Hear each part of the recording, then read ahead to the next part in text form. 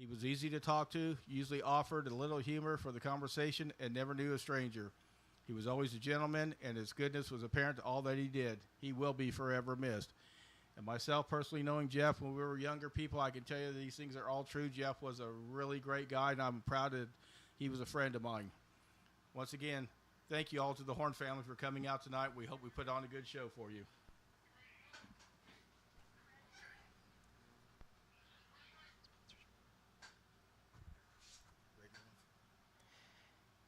And kicking off tonight's action, going to be the Patriot Landscaping Restricted Micros with their first hot lap session. Leading them out is going to be the 55J Cameron Jacobs from Chatham, Illinois. Also out there is going to be the 37JR of Colton Dempsey from Greencastle, Indiana. Also joining them out there is the 10M of Mackenzie Meany from Terre Haute, Indiana. Entering turn 2 will be the 22E of Eli Holden, I believe. Have a pair of 22 cars on the entry list tonight. Also out there is the other 22, the Red Wing car. It'll be Tanner Triplett from Lincoln, Illinois. Also out there on the back stretch, just under the Coles County Speedway sign, is the 1K of Mackenzie Dowler from Springfield, Illinois, as they come around to the green flag on the first time session for the Patriot Landscaping Restricted Micros. Also out there is the 14 and Niles Tudor from Harrisburg, Illinois, going down into turn 1. Excuse me, actually, that'd be Brody Bridgman, I believe. To come back around to confirm that. Nope, that is, in fact, Niles Tudor. White flags in the air on the Patriot Landscaping Restricted Micro Hot Lap session. If you look down there on the backstretch, you'll see the first time in use, a brand new scoreboard when in this week here at Coles County Speedway. As the field comes across to the checkered flag, see if anybody has anything for Tanner Triplett. Yes, they do. Eli Holden to the top of the charts, that 22E machine. Takes quick time so far with a 10.948. Tanner Triplett was second, Colton Dempsey third out of the first session.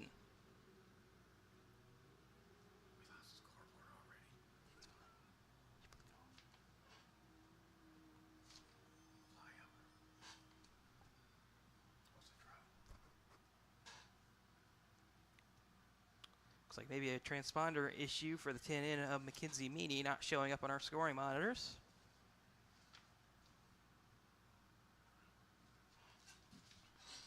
And while we're waiting for the next group to come out, we'd like to recognize the sponsors for the Jeff Horn 56 Memorial Race: Horn Transport LLC, Horn Family Farms, Drake Excavating and Constructions, Drake's Homes, Schrader Excavating and Construction, Mel's Quality Tires LLC, Metzger Family Farms, Myerscough Automotive, Spittler Excavating, First Class Record Service, King Outdoor Solutions, Swango Electric, Childress Brothers Farm and Trucking, Bill Drake, McAwee Farms, Vision One Composites, Pollard Farms, and Sign Appeals. And a special thank you tonight to the Cleveland Grain Systems Incorporated for allowing us to have free admission for tonight's race. Absolutely. Great to see all these sponsors sponsoring what is definitely going to be an historic event in the coming years. Green flag in the air on the second Patriot Landscaping Restricted Micro Hot Lap session. And Landon Miner to the top of the charts right away by 3/10 over Eli Holden in that first session. This session looks really quick. A lot of cars going up there in the top 5. Zane Smith himself going second. Still, nobody has anything for Landon Miner. Still 3/10 clear of the field. It's checkered flag coming back around. Lydia May, so that's in a good lap time as well in that 71M machine. But it's not enough. Landon Miner, that 36 car from House Springs, Missouri, takes quick time for the Patriot Landscaping Restricted Micros. Lydia May second, Zane Smith third, both in that session and overall.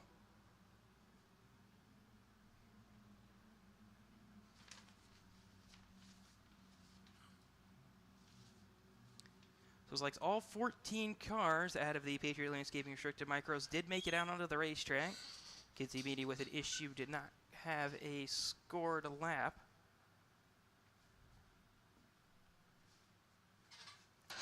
And coming out next, going to be the strong elevator A-Class Wings. Leading them out is going to be the 16W, Hunter Walker from Decatur, Illinois. Also out there, the 97D of Larry Drake from Terre Haute, Indiana. Joined also with the 21V of Danny Vicino, also from Terre Haute, Indiana. Also out there is the 00 Cole Tinsley from Bonnetary, Missouri.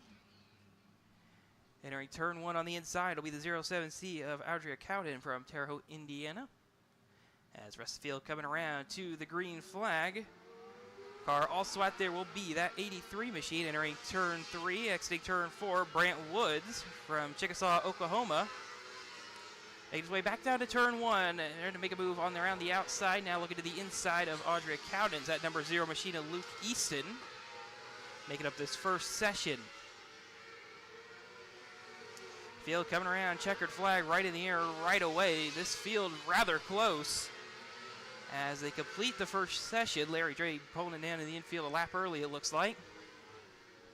Checkered flags in the air, quick time going to Brant Woods so far. That 83W with a 10.131. Cole Tinsley second, Danny Vicino third out of the first session.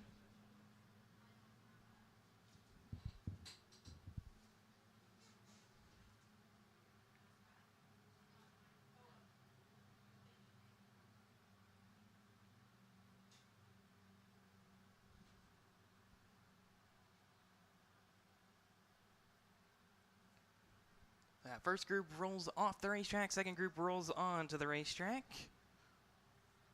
They're being led out this time by the 14B of Brody Bridgman from Farmington, Missouri.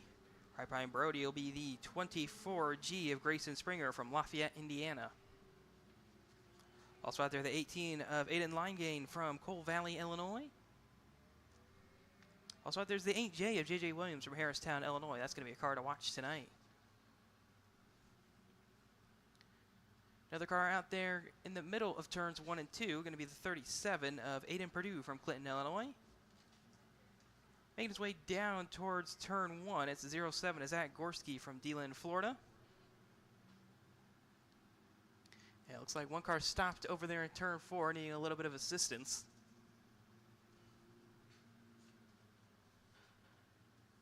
That appears to be one of the 20 cars. I have a few of those cars out here tonight. That'll be the 20Q of Brecken Reese from Canyon, Kentucky.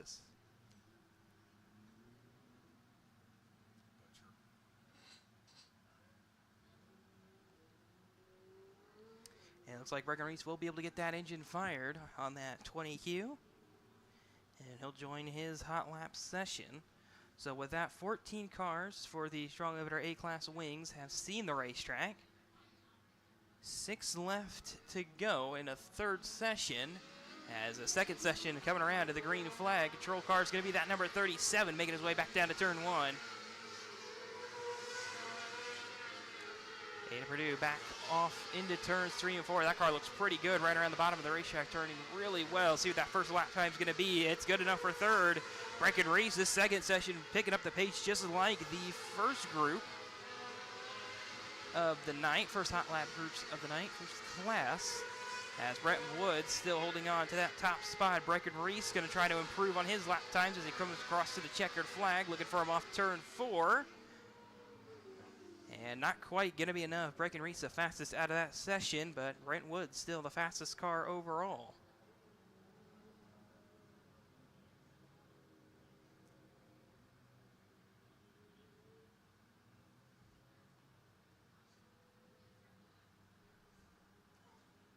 Looks like Brecken Reese's car will come to a stop once again, this time in the infield. And once again, looking out at the track, once again, our track crew's done a wonderful job out here tonight getting this track ready to go. It is smooth and it is fast. It gets better each and every week. As hard as that is to believe, it actually does. So third and final group of the Strong Limiter A-Class wing cars being led out by the 126.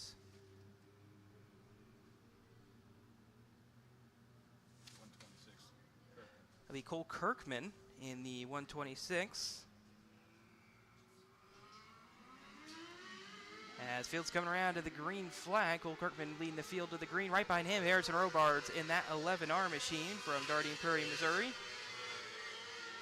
Cole Kirkman from Kokomo, Indiana. Also out there, the number 20, B of Chase Boff from Burbank, Texas, trying to make that car look maybe a little bit ill-handling race car as checkered flag falls. Checkered and caution together. Another car out there in that group was a 28H of Dawson Hamdorf from Loudoun, Iowa.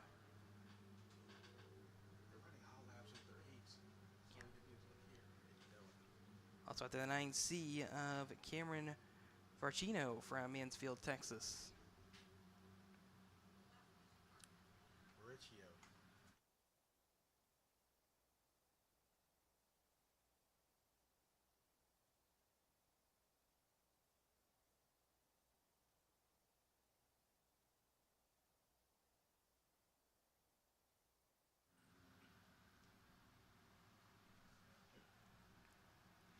So it looks like the caution might have been for some debris out there through turn 4 and down the front stretch. Shock debris.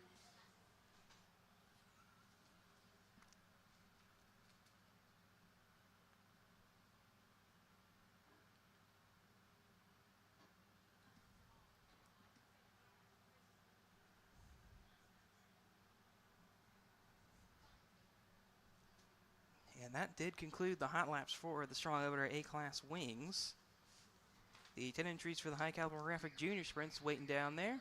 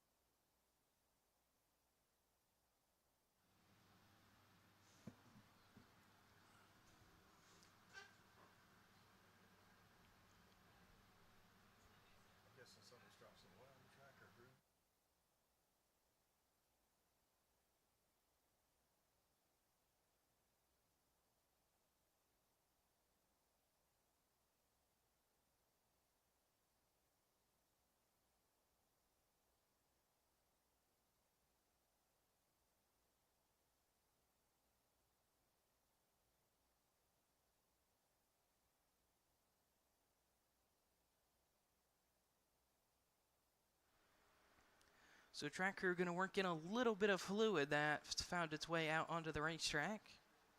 Looks like most of it down there in turns 3 and 4.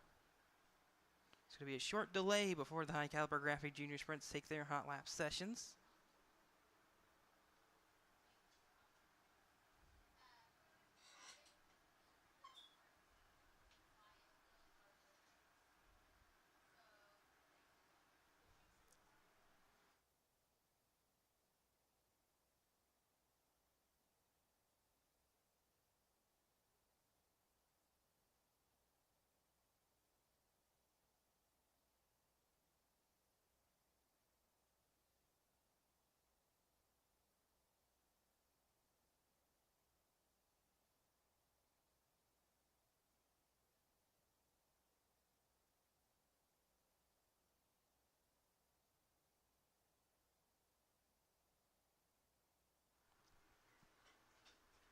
And during the short delay, we would like to thank the Coles County Speedway track sponsors, Tomahawk Roofing Contractors LLC, Fuka Tree Service, Hanning Racing Components, Victory Fuel, Kimstring Race Fuels, RS12 Motorsport, Spartan Transportation, High Caliber Graphics, Dirt 2 Media, King Chassis, Hyper Racing, K1 Race Gear, Vision 1 Composites, Patriot Landscaping, Strong Elevator, Strong Bookkeeping Solutions, Napa of Mattoon, Yoga and Effingham, Duncan Windows, Burromax, and Cleveland Grain Systems. And also a special shout out to SRL Media and Designs. They take all the great photos you see out on the Coles County Speedway Facebook page.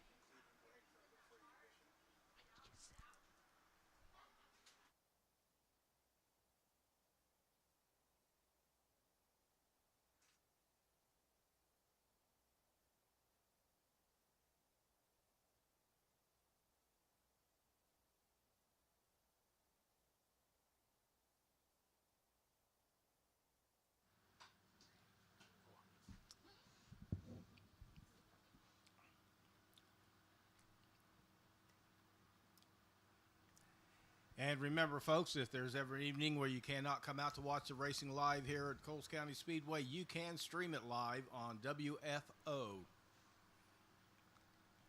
And if you like what you see over here, please go over to Facebook and hit that like and follow button to keep updated on all the great things going on around this track.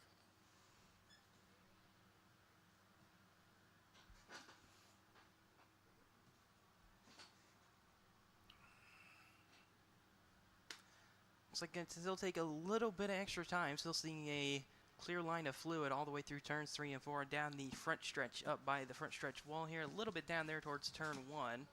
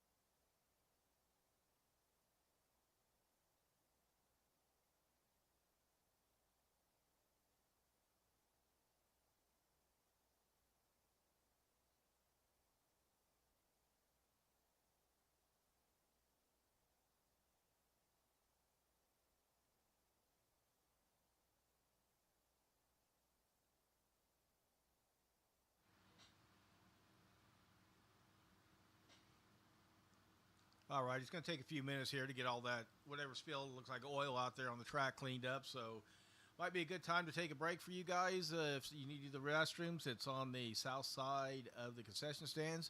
And please visit our concession stand. They have all kinds of good food down there with a big variety this year. It's all good. And just north of the concession stand, you'll see a little shed out there. That is our Coles County Speedway merchandise shed. You go there and get t-shirts, hat, hand koozies, all kinds of good items down there. So go down there and take a look when you get a chance.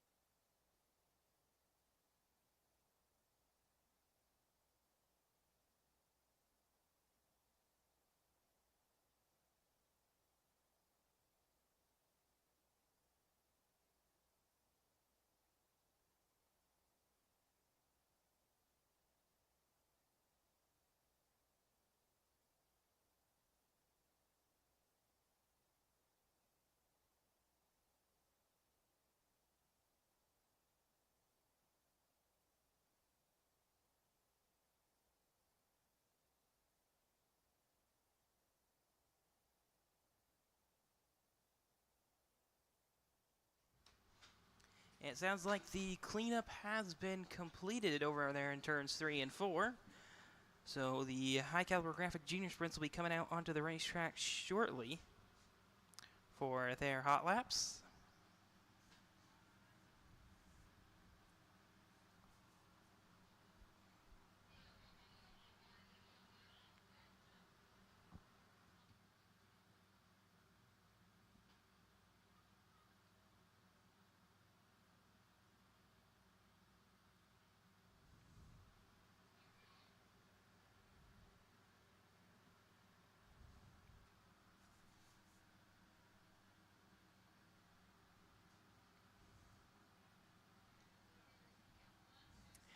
And out onto the racetrack comes the first group. They're being led out by A.J. Williams in the 88A from Harristown, Illinois.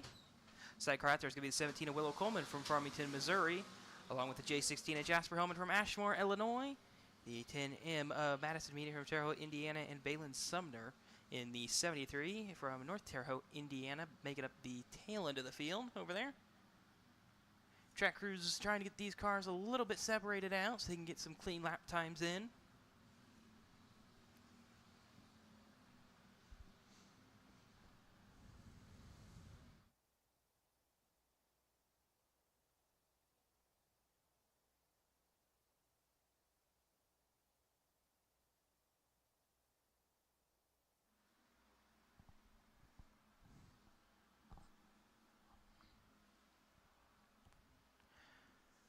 Track crews also making sure these juniors are able to run in that line they just fixed. Looks like they are, and they're about to get the green flag on the first high caliber graphic junior sprint hot lap session, and they are in fact green as they come off turn number 4 down into turn 1. And number 17 looks pretty quick tonight. We're getting right up to the rear bumper of A.J. Williams relatively quickly.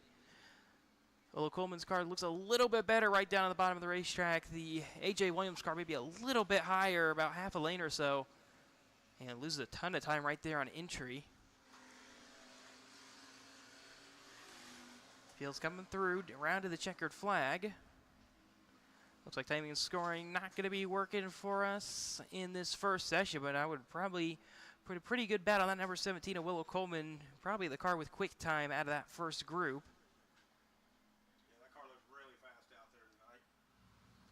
Always runs toward the front.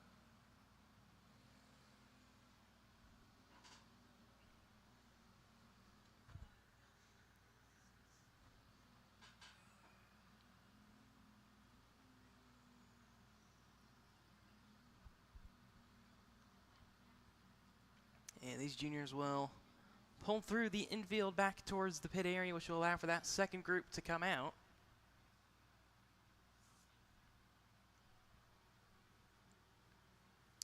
And here comes that second group. Looks like they're being led out by the 1Z of Xander LaRose from Festus, Missouri.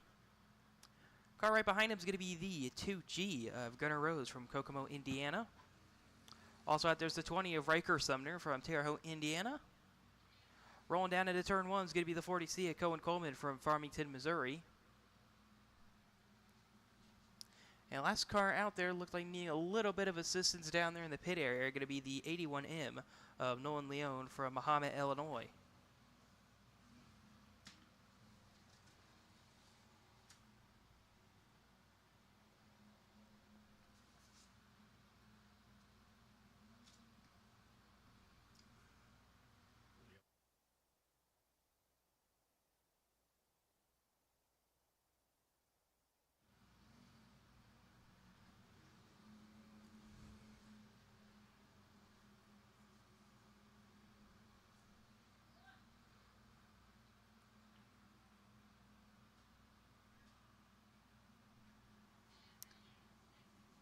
So it looks like whatever issue it may be for that 81M machine, it's not going to see the track, it looks like, headed back further back into the pit area. As green flags in the air on this second high caliber graphic junior sprint hot lap session, so all but one car going to see the racetrack before the heat races later on tonight.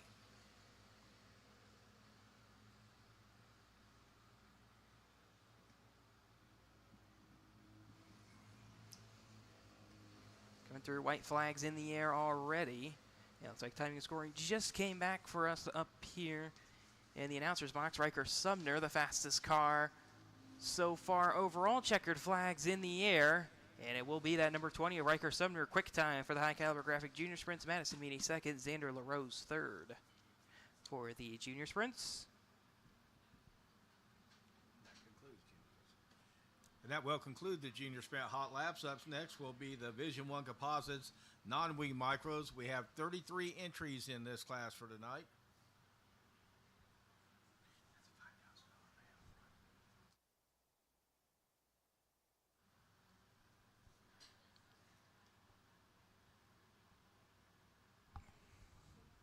And our Vision 1 Composite non-wing micros will also be a $5,000 to win purse tonight in honor of Jeff Horn.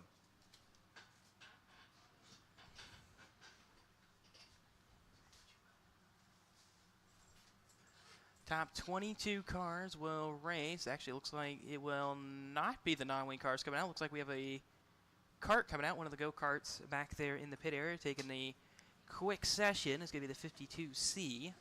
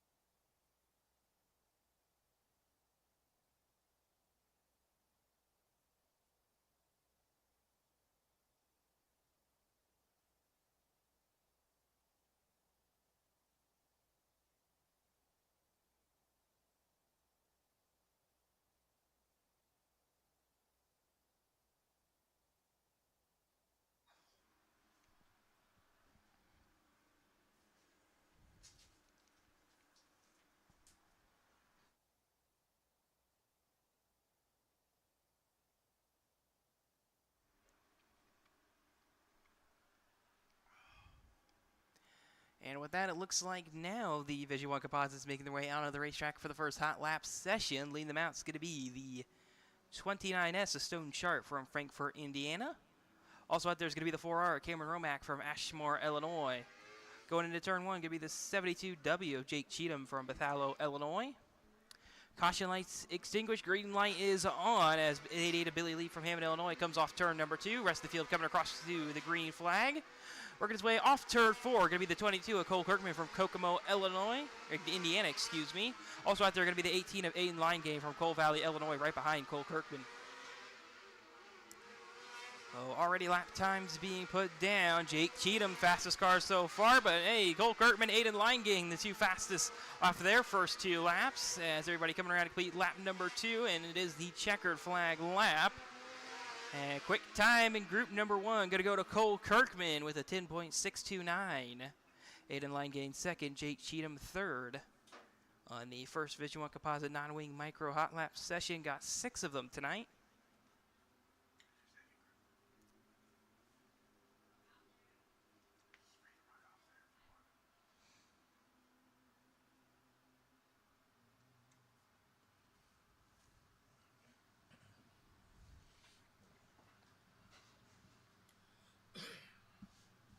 And second group rolling onto the racetrack now, being led out by the 83 of Colin Hutchinson from Butler, Pennsylvania.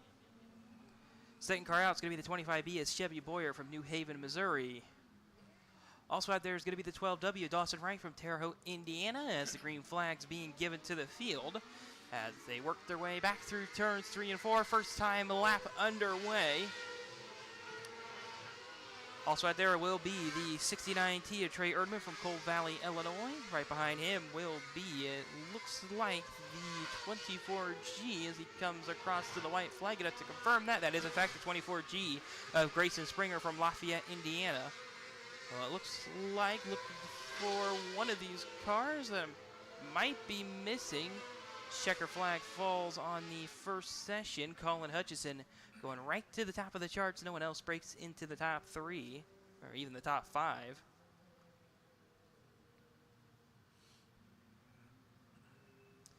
Colin Hutchison will take quick time for the Vision 1 Composite non-wing micros so far with a 10.563. So lap times getting a little bit lower as we get on into the night.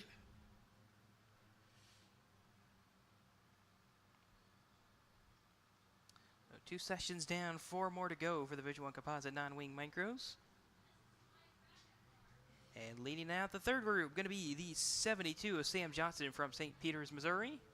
Also out there, the 47C of Clay Frederick from St. Joseph, Illinois. Also out there, the 51B of Joe B. Miller from Millersville, Missouri. Also out there, the 16W Hunter Walker from Decatur, Illinois, working his way off turn 2. And just now working on towards into turns 3 and 4 as they come to the green flag will be, it looks like, the 71 IRP Biscuit Williams from Mooresville, North Carolina. 1 car into the infield already with a mechanical issue. Looks like it might be Joe B. Miller's car. And it's the third and final car out there, the 83W of Brant Woods from Chickasaw, Oklahoma. As checker flag flies, Brant Woods will in fact take quick time. But once again, just like the first session, no one else breaks into the top 3. Biscuit Williams able to break into the top 5. But other than that, no one, once again, really anywhere close to the quick time set so far. Top 3, though, within a 10th of each other. Brant Woods, Colin Hutchison, Cole Kirkman. All quick times in their respective sessions.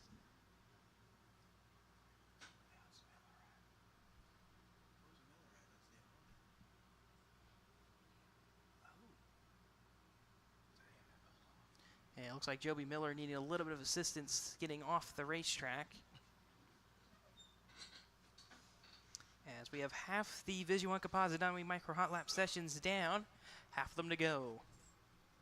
And rolling out onto the racetrack, leading them out, it's going to be, looks like, the 12 of Caleb Woodard from Bennington, Nebraska. Also out there going to be the 88 CM of Max Crabtree from Farmington, Missouri. Also out there's going to be the 24 J.B. Gilbert from Monticello, Illinois. It's not J.B. Gilbert in the, well, J.B. Gilbert is out there, but car in front of him is going to be the 25 at Aiden Purdue. Not shown in this session, but green flag's in the air anyways. Also out there going to be the 61. Don't have a name for him either. Looks like also Nolan Bartley out there. Got a little bit of a mixed setup here. It's supposed to go out with their heat race. It looks like maybe a little bit of a mix-up here. Checkered flag in the air. Nobody anywhere even close to the top 5 out of this session. Nobody even into the top 10. Checkered flags in the air. Nobody even gets into the top 10 out of this session. Aiden Purdue and Cole Tinsley will, in fact, break into the top 10 on the last lap. But overall, a slower session than what we've seen so far. Aiden Purdue, the fastest out of this group, but he went 9th overall.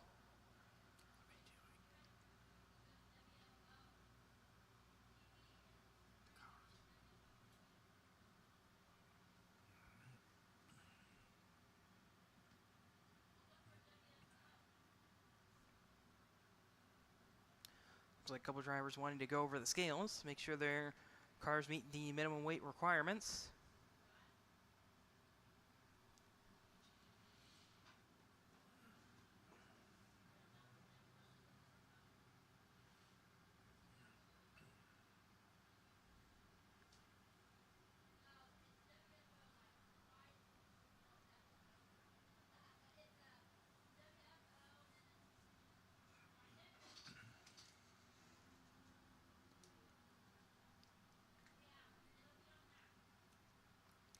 And Caleb Woodard being the last car to go over the scales out of that session.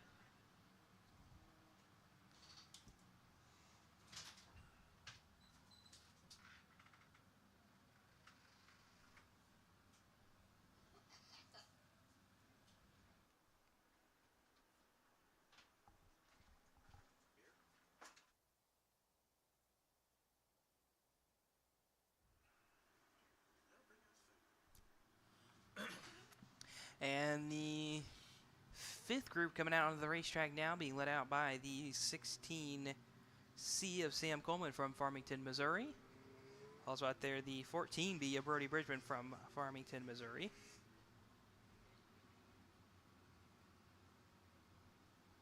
Also seeing the 1X of Seth Buell from Charleston, Illinois, making it the tail end of the field as they come around to the green flag.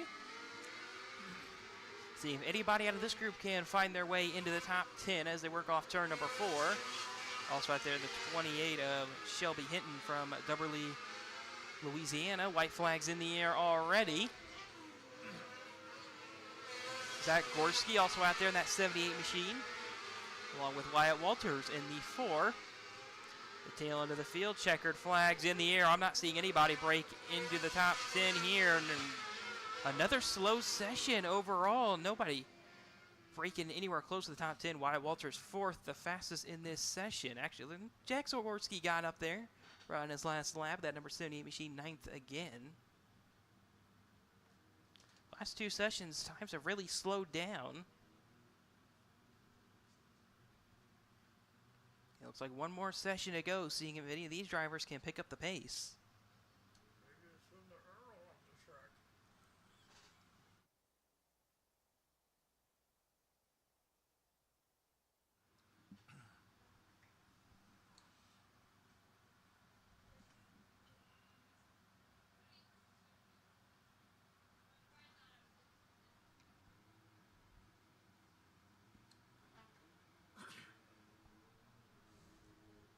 Couple cars headed over the scales.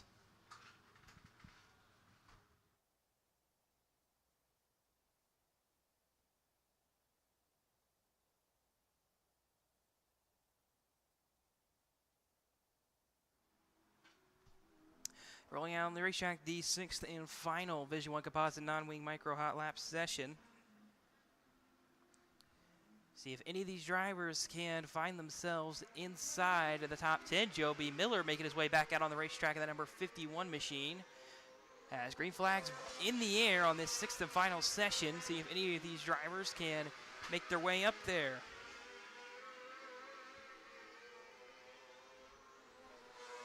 Coming through to the white flag already, Brecken Reese into the top 10. Goes 9th on lap number 1. See if we can get any more improvements other than that. As they come across to the checkered flag. See if anybody can improve. Not quite from Brecken Reese. See if Joby Miller has anything. No, he doesn't. Yep. Brent Woods takes quick time for the Vision 1 Composite Non-Wing Micros over Colin Hutchison and Shelby Hinton.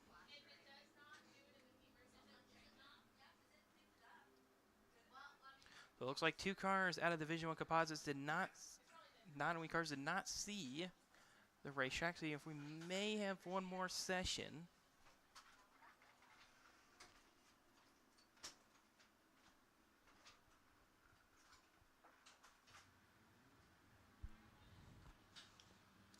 As Brecken Reese going over the scales, making sure weight meets the minimum requirements.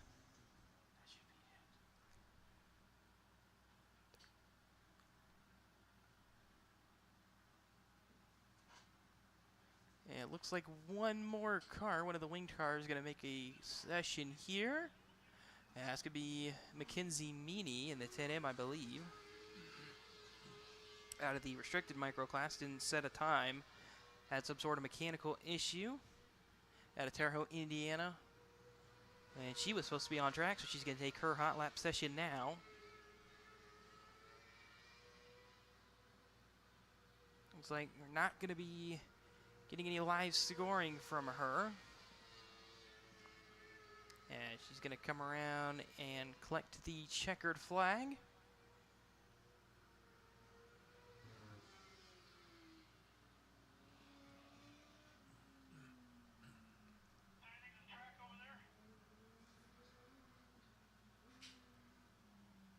And it looks like that might just about do it for the hot lap sessions.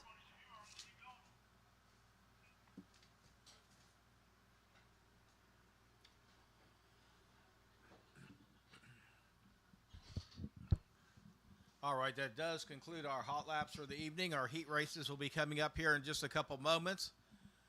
But at this time, we ask that you would please rise if you can, remove your caps for the playing of our national anthem.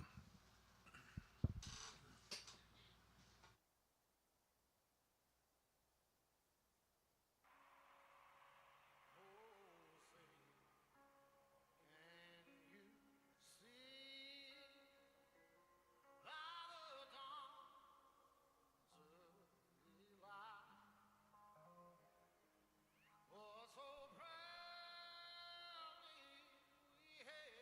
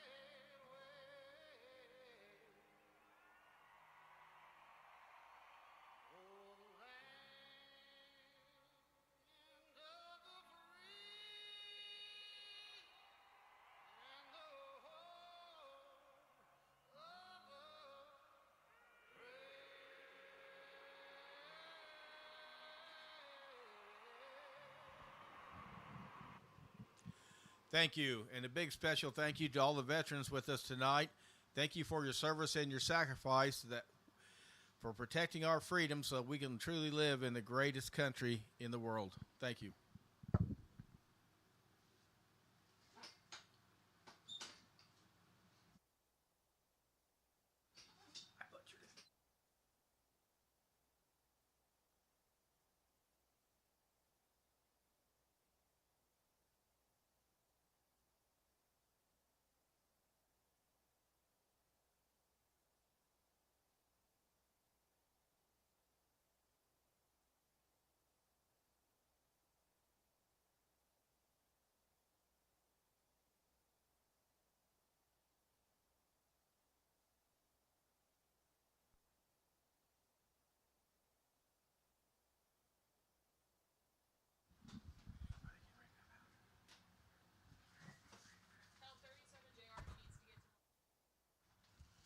37 JR to the lineup. 37 JR to the lineup.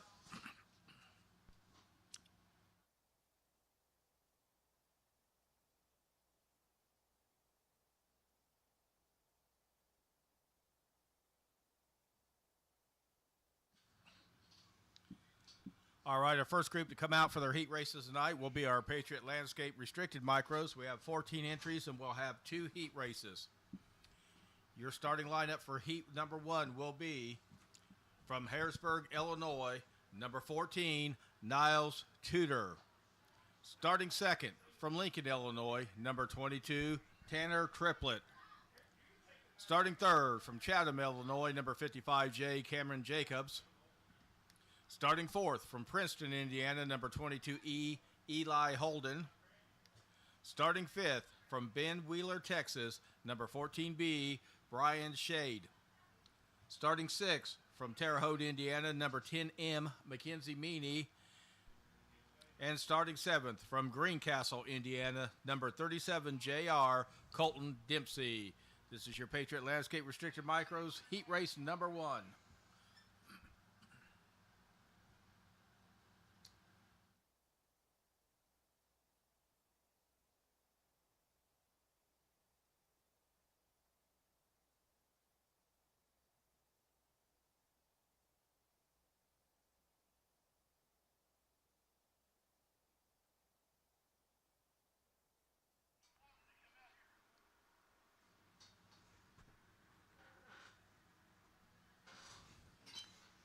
And as this first heat race is going to make their way out on the racetrack, I want to extend a special thanks to JB Gilbert and Vision One Composites for giving away some free wheel covers to all your heat race winners tonight outside of the junior sprints. And this Patriot Landscaping Restricted Micro Heat Race number 1 field coming around right away to the 1-to-go signal. And just about everybody will make it out on the racetrack as the caution lights extinguish as they head off turn number 2. Looks like Cameron Jacobs elected to go back 1 row. That promoted Niles Tudor, Tanner Triplett to the front row as they come through the start cone. Green flags in the air. Niles Tudor going to be leading them down to turn 1. Pinches Tanner Triplett to the outside wall. That 22 going to slide on through as well. Tanner Triplett back down to the bottom of the racetrack. Not quite enough. Eli Holden holds that second spot for now, going back into turn 1. Still at number 14, Niles Tudor out in front. Got about half a car length advantage over Eli Holden as they make their way back into turns 3 and 4. Eli Holden gets 2 tires up on the berm. No harm, no foul as he didn't pass anybody doing that. A couple drivers also making moves further back in the pack. That 37 JR Colton Dempsey looking to the inside at Cameron Jacobs for 4th. As they make their way back through turns 3 and 4. Still the top 2 under a blanket. Tanner Triplett hanging on right there as well. Here we go. To the inside goes Eli Holden off turn 2 as they complete lap number 5. Back off of turn 4. Or excuse me, 4 to go here on the first Patriot Landscaping Restricted Micro Heat Race. Scoreboard on the backstretch showing you how many laps remain. Niles Tudor still running very defensive lines down on the bottom of the racetrack. It's just about keeping that number 22 of Eli Holden behind him. Eli Holden can't quite make that move as they make their way back into turns 1 and 2. 2 to go for that number 14 and Niles Tudor. Eli Holden could have one more shot. Backs up the entry to 3 and 4. White flags in the air for Tudor this time. Back down to turn 1. Niles Tudor got a half a car length advantage, but Eli Holden is there. Eli Holden falls back about half a car length. He's going to throw it into turns 3 and 4. Contact made. Niles Tudor gets the drag race off the line to the checkered flag. Niles Tudor will be your first heat race winner of the night here in the Patriot Landscaping Restricted Micros. First driver to pick up some free wheel covers for a great battle there with that number 22E of Eli Holden, who finished in second. Tanner Triplett in the 22 finished third. Colton Dibsey fourth. Cameron Jacobs fifth. Bryce Shade sixth. Mackenzie Meany seventh.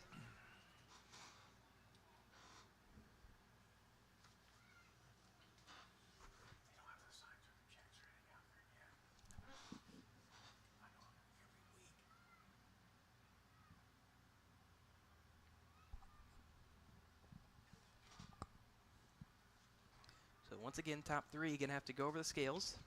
Make sure their minimum weight is okay.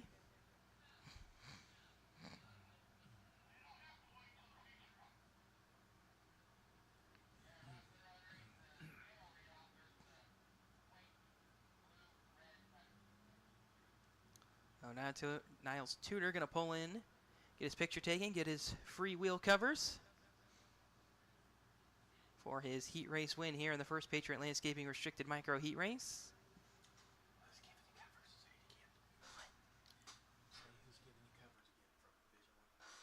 And once again, special thanks from JB Gilbert and Vision One Composites for giving away these wheel covers to your heat race winners tonight.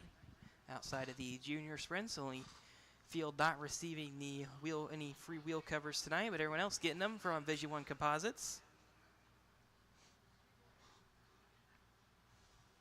And while we're waiting for the track to clear, we'll go ahead and give you the starting lineup for your Patriot Landscape Restricted Micro Heat Race number 2.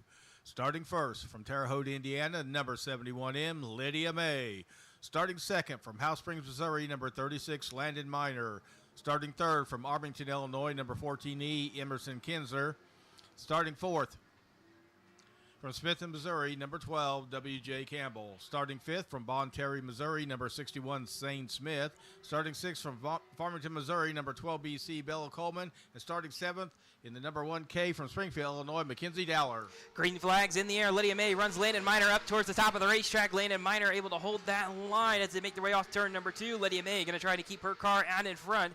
She's become quite a bit of a good race car driver here at Coles County Speedway. Won in just her 5th ever start here at Coles County Speedway. Her first ever start here at Coles County Speedway, she won.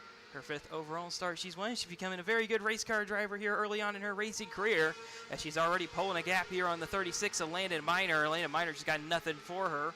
Out in front, out behind them, and the third spot, W.J. Campbell trying to hold on to that third spot on Bella Coleman. Bella Coleman looking back to the inside, back into turn 1, has to back out of it. Falls about car length back, see if she can step back in line, try to get the run down into turns 3 and 4. Not quite able to stay attached to the rear bumper of that number 12. She'll fall back a 4/10 and even further as they get back through turns 1 and 2. And now the field single files out. We're just past the halfway mark here on the second Patriot Landscaping Restricted Micro Heat Race. Still that number 71 in of Lydia May out in front by 0.6 of a second over Landon Miner in second. Yeah, maybe a mistake there from the 71 in of Lydia May. Got a little bit tight on corner exit, it looked like. And she's going to come around to the white flag this time. See if she makes that same mistake again. No, she doesn't. She'll not quite extending that lead out over Landon Miner. Landon Miner starting to track her back down. And off turn number 4, Lydia May is going to be your second heat race winner of the night here in the Patriot Landscaping Restricted Micros heat race. And it looks like maybe a little bit of a minor scoring issue here. W.J. Campbell will finish in 3rd, Bella Coleman 4th, Zane Smith 5th, Mackenzie Dowler 6th, Emerson Kinzer finishes in 7th.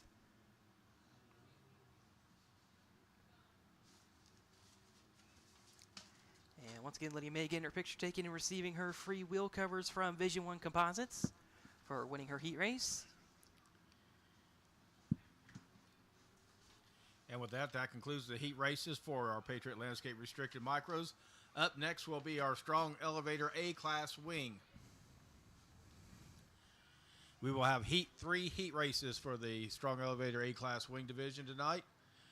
Heat number 1 starting lineup will be starting first from Bon Terre, Missouri, number 00, Cole Tinsley. Starting second from Decatur, Illinois, number 16W, Hunter Walker. Starting third from Chickasha, Oklahoma, number 83W, Brant Woods. Starting fourth from Terre Haute, Indiana, number 07C, Audra Cowden. Starting fifth from Terre Haute, Indiana, number 97D, Larry Drake. Starting sixth from Terre Haute, Indiana, number 21V, Danny Vicino. And starting seventh in the car number 0 is Luke Easton. Once again, this is your Strong Elevator A-Class Wing Heat Race number 1. Couldn't quite get the one-to-go signal as they came out. They thought they got it. They took off, and we're going to have trouble on the front stretch here. Everybody just about gets it organized. Larry Drake probably a little bit of a wheelie down the front stretch, able to get that car back on all fours. And they get right back in line. One-to-go signal is given officially now. As Cole Tinsley and Hunter Walker going to bring the field up to that start cone. That 00 goes. Flagman doesn't like it. This is going to be waved off. That 00 laid back just a little bit too far before he got on the gas. So warning's going to be issued to Cole Tinsley as he comes back around.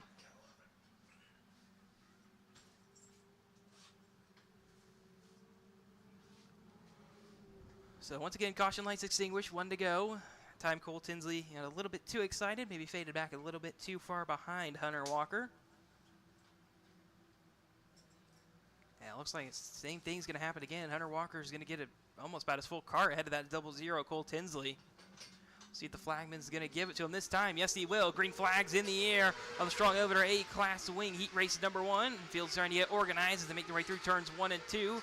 Hunter Walker fading back as Brent Woods looking to his inside. Can't quite make that move stick down in 3 and 4. Larry Drake to the rear bumper of Woods.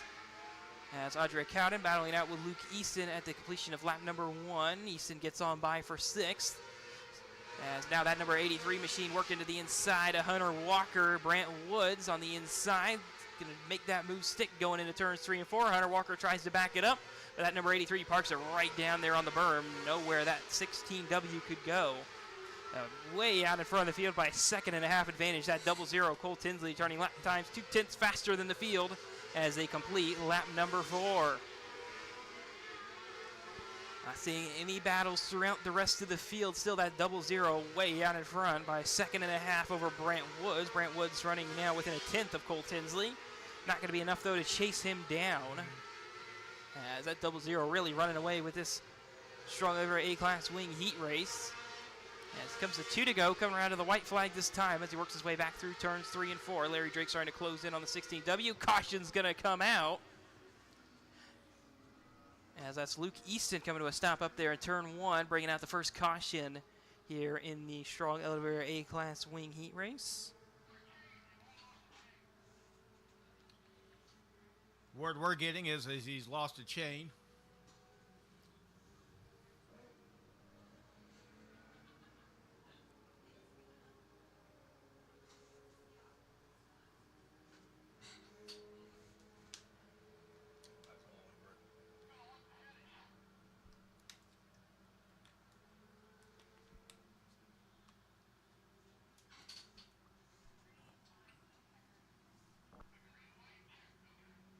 We're getting word from race control. It's going to be a green-white checkered restart. As Luke Easton trying to get pulled back to the infield.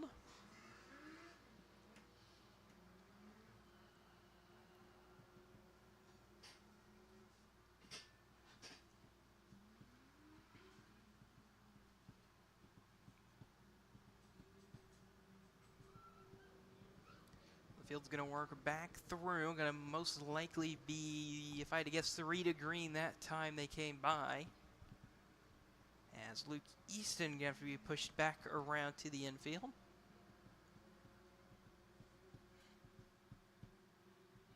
We're going to see how they give them the 1 to go signal this time. Yes, they will. As Cole Tinsley, Brant Woods, Hunter Walker are the top 3 on the restart. Further back, you'll find Larry Drake, Danny Vicino, and Audra Cowden making up the remainder of the Strong Elevator A-Class Wing Heat Race number 1 field on a green-white checkered restart. Where's Cole Tinsley going to bring him? He brings him right around to the middle of the racetrack. Going to look at that restart cone, dives at it. Green flags back in the air on the Strong Elevator A-Class Wing Heat Race. Larry Drake got run right up towards the outside wall by Hunter Walker down on the restart. Everybody able to keep it organized, and they come around to the white flag As this race will be official, headed back down there to turns 1 and 2. Larry Drake still looking to the inside of Hunter Walker. Can't make that move stick, but through turns 3 and 4 for the final time. It's the 00. Cole Tinsley takes the strong over A-Class Wing Heat Race number 1. Brent Woods and 83W will finish in second. Hunter Walker third. Larry Drake fourth. Danny Vicino fifth. Audrey Cowden sixth. And then Luke Easton, the only non-finisher.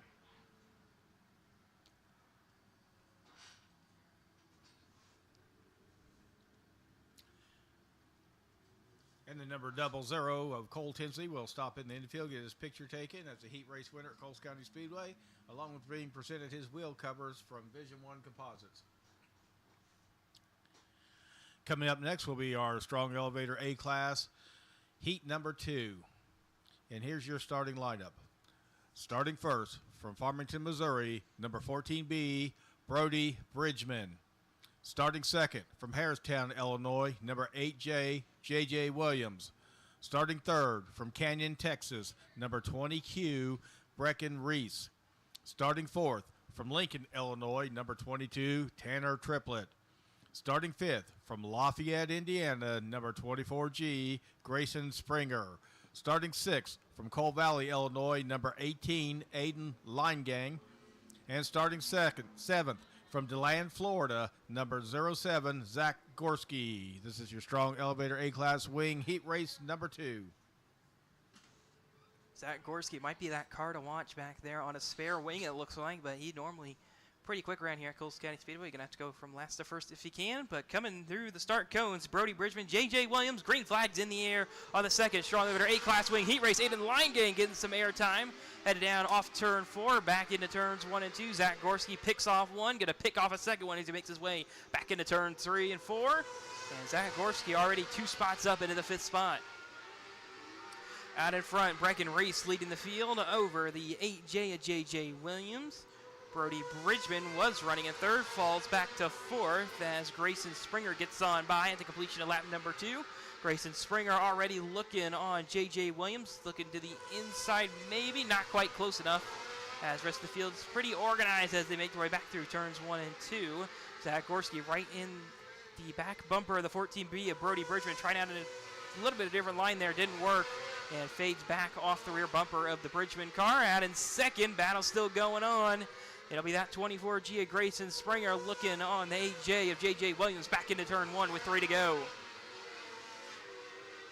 So that 20Q Brecken Reese out in front of the field, coming back around to 2 to go that time, as everybody else able to keep it organized. About a second separating the front 2, and then it's about half a second separating the 2 behind them. Trouble over in turn 2. We keep it green though, white flags in the air. At 22 of Tanner Triplett, a little bit of issue it looks like, as they work their way back off turn number 4. Checkered flags in the air, more trouble on the back. Checkered flag though for Brecken Reese in that 20Q car. J.J. Williams finishes in second. The trouble car was Zach Gorski on the back stretch. Got sideways off turn 2, able to collect it and kept it going in the right direction. And he finished 6th as Grayson Springer 3rd, Brody Bridgman 4th, Aiden Langane 5th, Zach Gorski 6th, Tanner Triplett in 7th.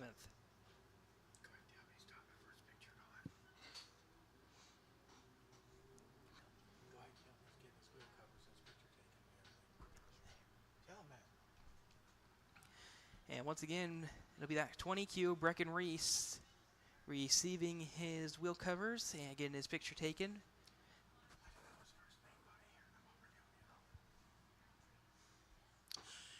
And coming up next will be our third and final heat race for the Strong Elevator A-Class Wing Division. And your starting lineup will be, starting first, from Loudon, Iowa, number 28H, Dawson Hamdorf. Starting second, from Mansfield, Texas, number 9C, Cameron Riccio. Starting third, from Burke Burnett, Texas, number 20B, Chase Balf. Starting fourth, from Kokomo, Indiana, number 126, Cole Kirkman. Starting fifth, from Dardenne Prairie, Missouri, number 11R, Harrison Robarbs. And starting sixth, from Clinton, Illinois, number 37, Aiden Perdue. Once again, this is your third and final heat race for the Strong Elevator A-Class Wing Division.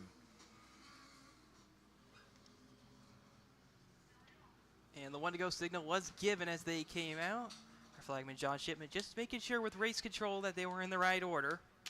As caution lights extinguished, it'll be Dawson Hamdorf and Cameron Varaccio bringing the field up to the start cone. Green flags in the air. Trouble for that 28H. That got way out of shape going down in there to turn 1. Going to drop all the way to the tail into the field. Probably not even going to continue on in this heat race. And it looks like just about Will Caution's going to come out for that incident. So we're going to have to see what race control scores him as, but I do not believe a lap will be scored as complete. So we'll go back to a full race restart with the 28H to the tail of the field.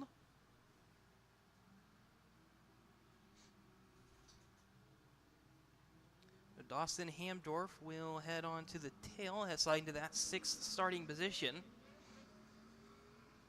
As everybody tries to get themselves back organized into their starting positions like they were before.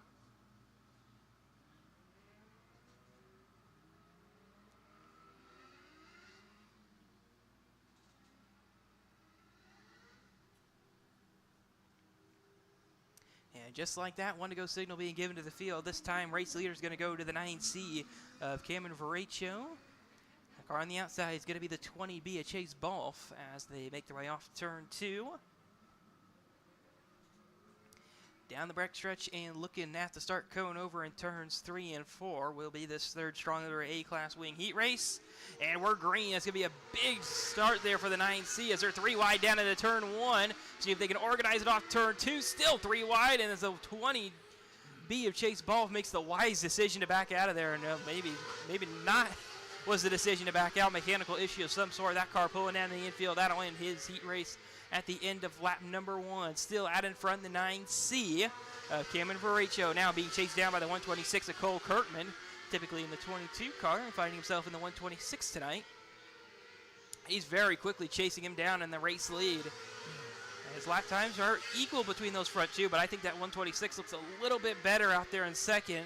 Ada Purdue's in the 3rd spot in that 37 machine. Just looking at these two in front of them. Not quite thinking about trying to close in on him. Just sits right where he are if they get together as they come just past the halfway mark. There's the move from Cole Kirkman. He's going to be clear off turn number 4. See if anything's going to have from Varaccio. Varaccio doesn't look like he really has anything, and he slides back into the 2nd spot. Cameron Varaccio slides back to 2nd. Ada Purdue just watching on in front of him. Ada Purdue may have to slide around for that 2nd spot as they come around to the white flag this time. Slider's not going to come from Ada Purdue that time, but he's going to be easily alongside down to 1 little bit of contact. Varaccio slams the door down on the bottom of the racetrack, but Purdue's easily alongside, back down to turns 3 and 4. But checkered flags in the air for the 126 of Cole Kirkman. Ada Purdue just about gets clear off turn 4 and complete that pass for 2nd. As Cameron Varaccio has to settle for a 3rd place finish. Harrison Rombard's 4th, the Dawson Hamdorf 5th, and Chase Balfe will be the only non-finisher for this 3rd strong level A-class wing heat race. What? Yeah. And Cole will pull down to get his picture taken by SRL Design and Media and presented his wheel covers from Vision 1 Composites. That does conclude our Strong Elevator A-Class Wing Division heat races. Up next will be our High Caliber Graphic Junior Sprints. We will have 2 heat races.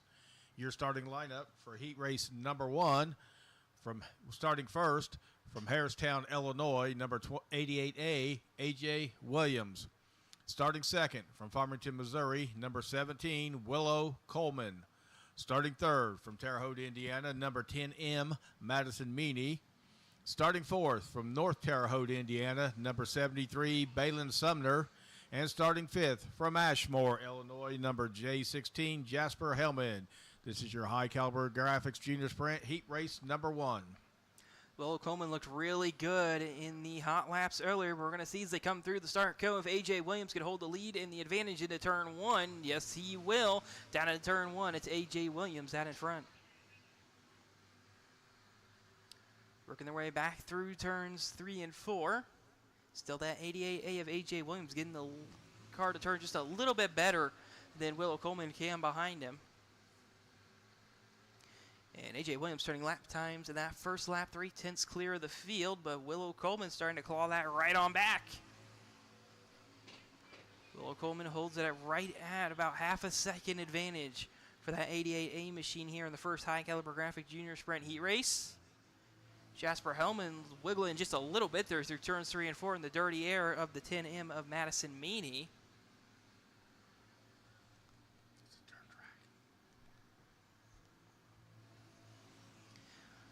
J16 got through turns 3 and 4 a little bit cleaner that time, back through turns 1 and 2 as the battle up front and the battle for second about the same gap.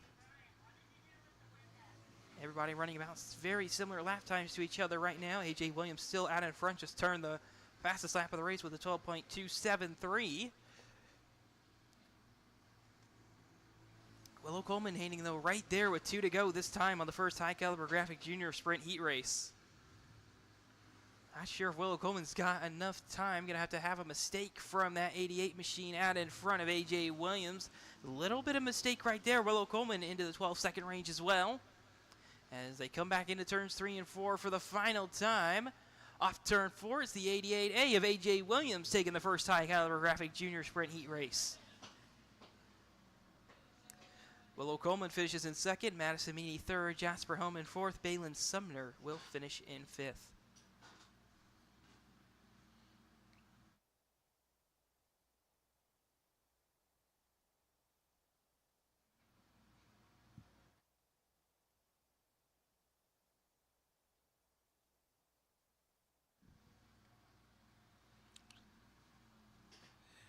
And as A.J. Williams pulls down to have his picture taken and be presented his wheel covers.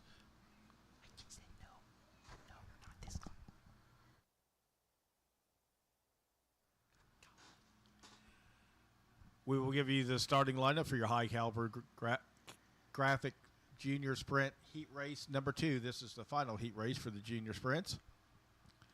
Starting first, from Terre Haute, Indiana, number 20, Riker Sumner. Starting second, from Kokomo, Indiana, number 2G, Gunnar Rose. Starting third, from Farmington, Missouri, number 40C, Cohen Coleman. Starting fourth, from Muhammad, Illinois, number 81N, Nolan Leone. And starting fifth, from Festus, Missouri, number 1Z, Xander LaRose. This is your high caliber graphics junior sprint heat race number 2. At Coles County Speedway. So one of those cars not making it out of the racetrack. Once again, that's that 81N and Nolan Leone. Didn't make it out, but we're through the start cone. Green flags in the air on the second high caliber graphic junior sprint. He raced down to turn 1. Cohen Coleman alongside for the lead. It's not quite going to be enough to be clear off turn number 2 on Riker Sumner. Cohen Coleman will still not quite be clear as that number 20 still fighting back around on the outside and finally gets clear as they get back down to turn 1. Cohen Coleman goes from third to first on lap number 1. Cohen Coleman already into the 12-second range at lap number 1. Goes even faster on lap number 2.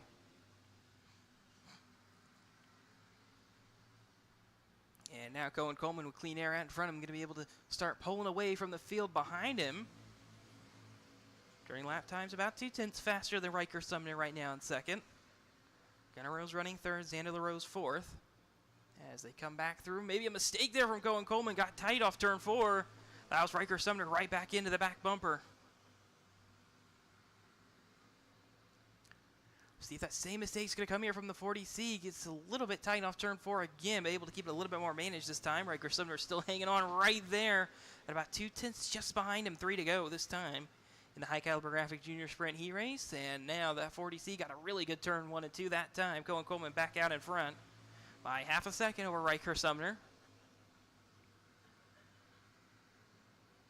And Cohen Coleman going to roll back through turns 3 and 4, collects the white flag this time on the high caliber graphic junior sprint heat race number 2. Riker Sumner running second, Gunnar Rose third. As they come back through turns 3 and 4 for the final time, it's that 40C Cohen Coleman taking the second high caliber graphic junior sprint heat race. Riker Sumner second, Gunnar Rose third, Xander LaRose fourth, and then Nolan Leone did not make it out onto the racetrack.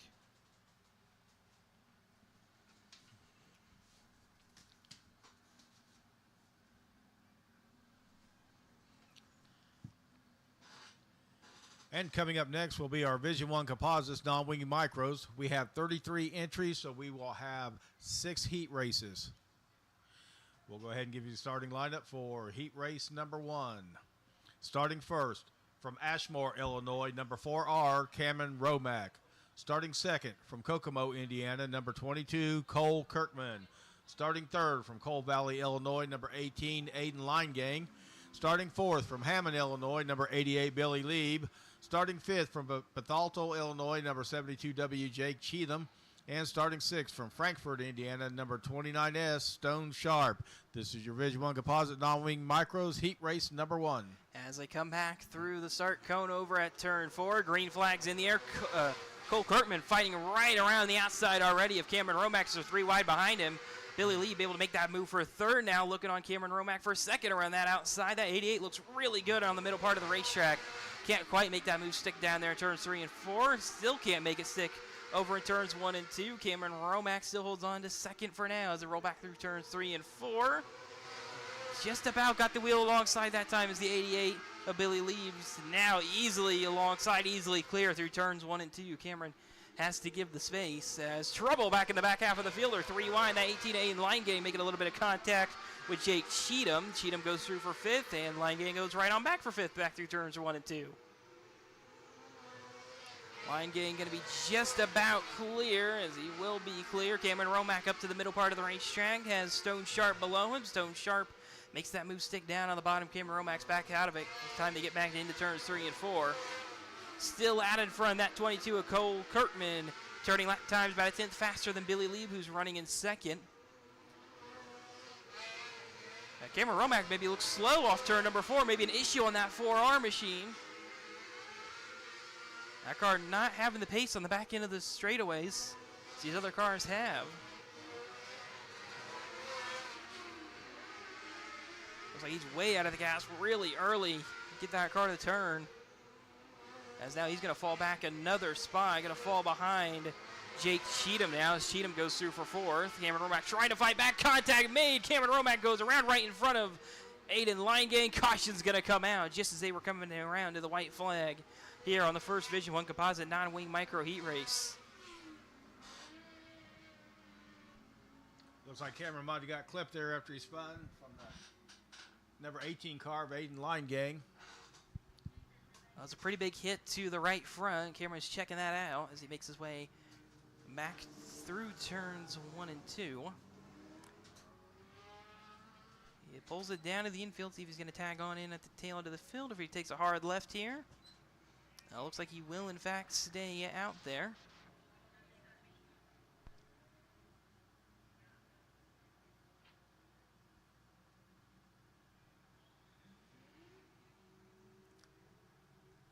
Looks like Cameron's still checking out that front right. It was a pretty big impact there from Aiden Leingang. And once again, it'll be second green-white checkered finish of the night. The one-to-go signal given for Cole Kirkman, Billy Leaves, and Stone Sharp inside the top 3. Cole Kirkman's going to bring the field up towards the middle part of the racetrack. Looking at that restart cone, takes a dive at it. Green flag's back in the air on the first Division 1 Composite Non-Wing Micro Heat Race. Down to turn 1, Cameron Romack still having issues on the front right of that car. Can't get the car quite to turn as white flag's in the air for Cole Kirkman. This time, major issues for that 4R as he works back through turns 3 and 4, trying to keep that car rolling. Flagman doesn't want to throw the caution, and he's going to have to as Cameron Romack cannot keep that car rolling. Don't think he can turn that car as he makes his way back down through turns 1 and 2.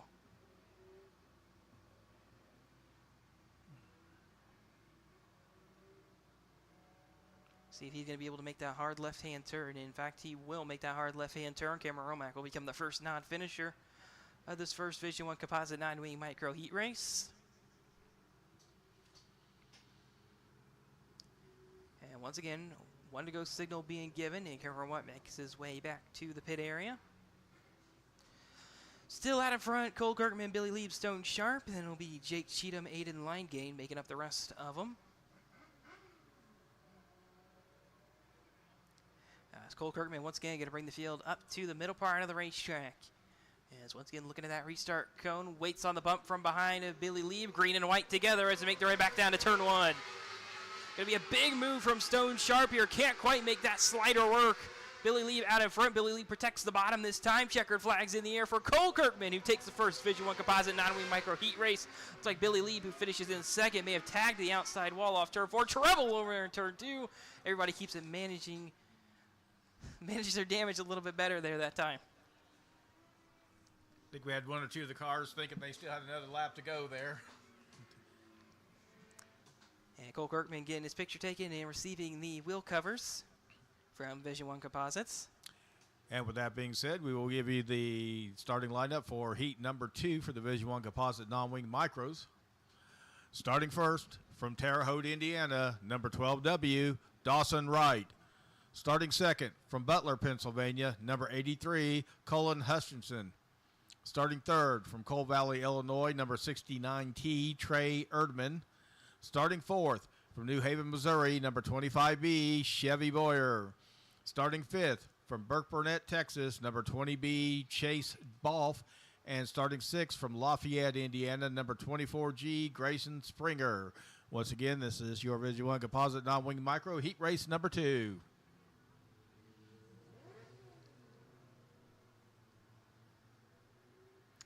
Looks like might be one car did not make the start of this one. Thinking it might be that 20B Chase Balf did not make it out there. Looks like Grayson Springer is in his starting position, but Dawson Wright, Colin Hutchinson going to bring the field down to the start cone. Green flags in the air. Dawson Wright gets tight off turn 4. Trying to keep that car on his outside to hang there, and that car is clear all the way off turn 2. As Colin Hutchinson is going to be coming around the lead. Lap number 1, Dawson Wright going to be almost put middle of 3 wide. Not a situation he wanted to see coming off turn number 4. Blocks that move as that number 24G of Grayson Springer splits it down the middle, 3 wide, looking for second. Going to take it away with a big move through turns 3 and 4. What a move. Not over, though, for Chevy Boyer, trying to fight back along his outside. Going to try to pull the crossover move off turn 4. Can't quite get a wheel alongside. Just about going to throw a big slider down there in turns 1 and 2. Not enough to stick into that second spot as Grayson Springer holds on to second for now. Out in front still that number 83 of Colin Hutchinson, not really running away from the field behind him as Grayson Springer now not having any pressure behind him.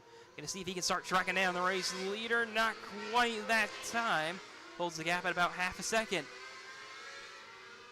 Top 2 up at about the middle part of the racetrack in turns 1 and 2. Everybody down on the bottom in 3 and 4. Back to 1 and 2. Still the top 2 up top. Now the top 3. Chevy Boyer joins him up there on the top of the racetrack. Dawson Wright still on the bottom. Along with Trey Erdman back there at the tail end of the field. Trey Erdman trying anything he can to figure out how to get that car to turn a little bit better. That car looks really tight going in on entry. Coming around, 2 to go this time for the second Division I Composite non-wing micro heat race. Back to turn 1. Still the same 2 out in front. And here comes that 24G of Grayson Springer. Closed the gap significantly that time in turns 1 and 2. White flag in the air this time.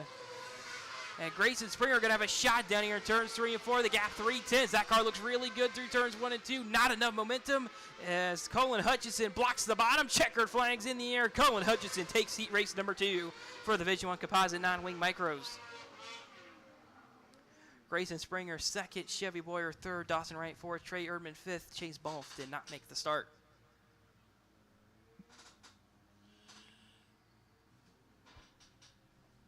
And Cole Hutchinson in that 83 will pull down and get his picture taken and be presented his wheel covers from Division I Composites.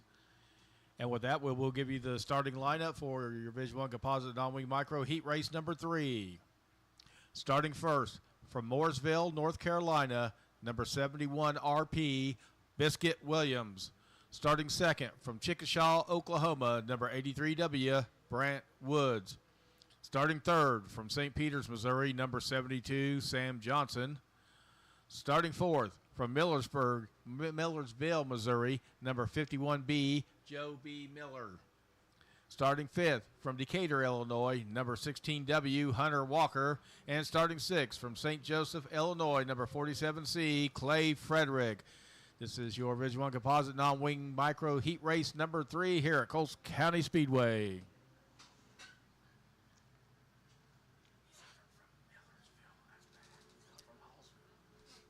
Looks like maybe a transponder issue of some sort on that number 72 machine of Sam Johnson showing up on your scoring board up there on the backstretch as an error. Green flag's going to come around in the air this time on heat race number 3 for the Division 1 Composite 9-wing micro. Sam Johnson gets pinched all the way down to the bottom of the racetrack by Joby Miller. And Joby Miller able to slide alongside, trying to slide on through for third. Joby Miller will, in fact, be able to make that move stick. Sam Johnson back around the bottom in turns 1 and 2. Still can't make that move stick. Going to try it again in 3 and 4. Oh, Joby Miller a little bit lower this time, able to keep that momentum going. Now he'll block the bottom down in turns 1 and 2. And now Joby Miller can really start to set in line, figure out his way around this racetrack as Sam Johnson trying out the outside groove in turns 3 and 4. Now back down to the bottom in turns 1 and 2, trying to get around Joby Miller. Still can't make that move stick. Going to try it again here in turns 3 and 4. Oops, it's right in the line. It works back off turn number 4. It's still out in front. That's 71. IRP of Biscuit Williams out in front over Brant Woods. Brant Woods trying to out that middle groove just like Sam Johnson did a few laps ago. Halfway down in the third Division 1 Composite 9-wing micro heat race as they work their way back into turns 3 and 4. Oh, a little bit of an issue for Biscuit Williams as he came off into the entry of turn 3 there. Issue for Joby Miller, pulling it down to the infield from the third spot. Tough break for that 51B machine as now Sam Johnson will be promoted to third as the rest of the field going to pass that 51B of Joby Miller on the racetrack. Still a really good battle in front. Biscuit Williams on the bottom. Brant Woods up top. 2 to go this time. And Brant Woods is there on the rear bumper of Biscuit Williams as they make their way back into turns 3 and 4. Looking for the white flag this time is that 71 IRP. Gonna have to try to make a big block here down the front stretch. Here comes the slider from Brant Woods. Biscuit Williams backs it off big time. Gonna take a big move down here in turns 3 and 4. Throws it down there. Not quite gonna be enough. Brant Woods takes the win on the last lap. Third Division 1 Composite 9-wing micro heat race complete. Brent Woods taking the win on the last lap over Biscuit Williams. Sam Johnson third, Hunter Walker fourth, Clay Frederick fifth, and Joby Miller the non-finisher.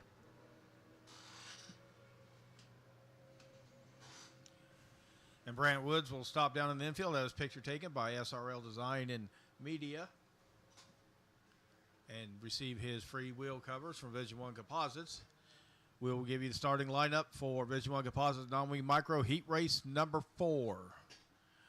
Starting first from Monticello, Illinois, number 24, J.B. Gilbert. Starting second from Farmington, Missouri, number 16C, Sam Coleman. Starting third from Bennington, Nebraska, number 12, Caleb Woodard. Starting fourth from Oakland, Illinois, number 7F, Clayton Apple. And starting fifth from Farmington, Missouri, number 88CM, Maxon Crabtree. This is your Division 1 Composite Non-Wing Micros Heat Race number 4 here at Coles County Speedway.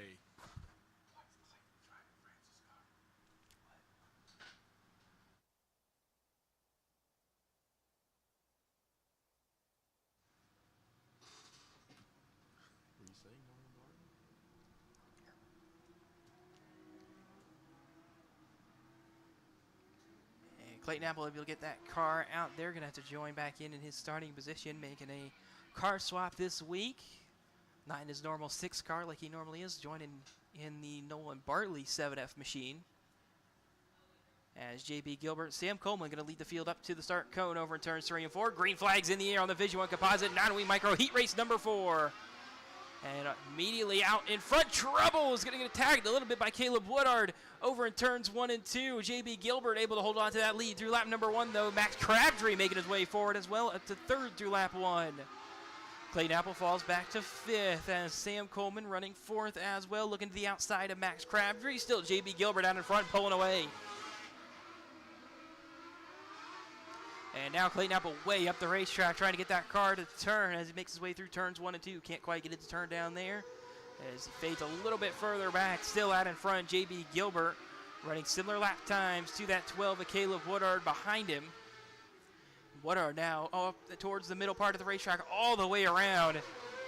And the lap times are there. That cushion has just about worked its way in here at Coles County Speedway. The Coles cushion is back as they make their way back through turns 3 and 4. Look out for that number 12 machine trying to make a move on the outside of J.B. Gilbert. J.B. Gilbert still hanging down there on the bottom of the racetrack.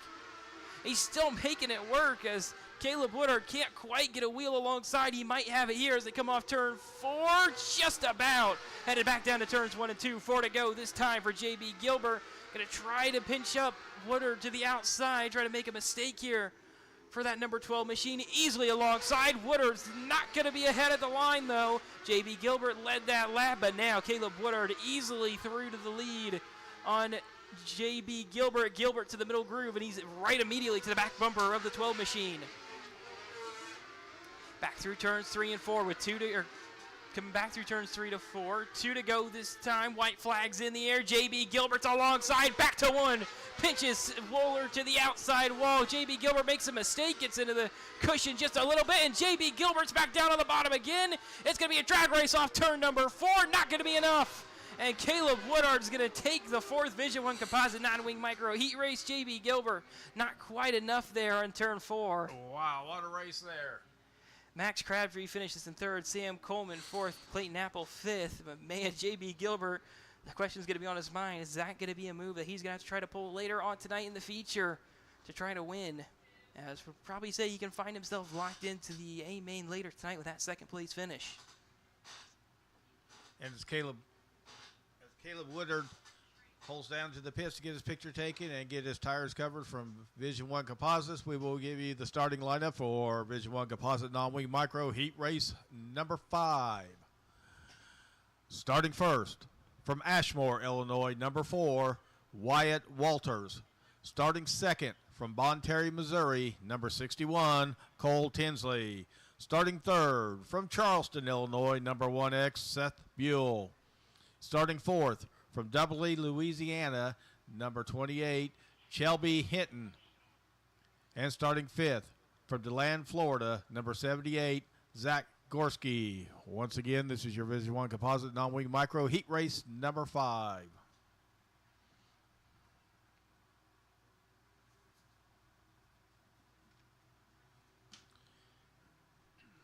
And here they come out onto the racetrack as they make their way down to turns 1 and 2. Caution lights should extinguish.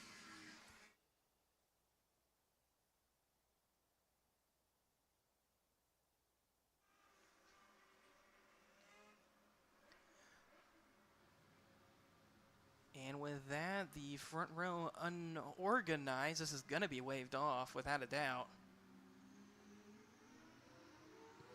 Not sure what they were doing there. Wyatt Walters is the control car. He can go when he can really control the pace. Not sure what Cole Tinsley was doing there.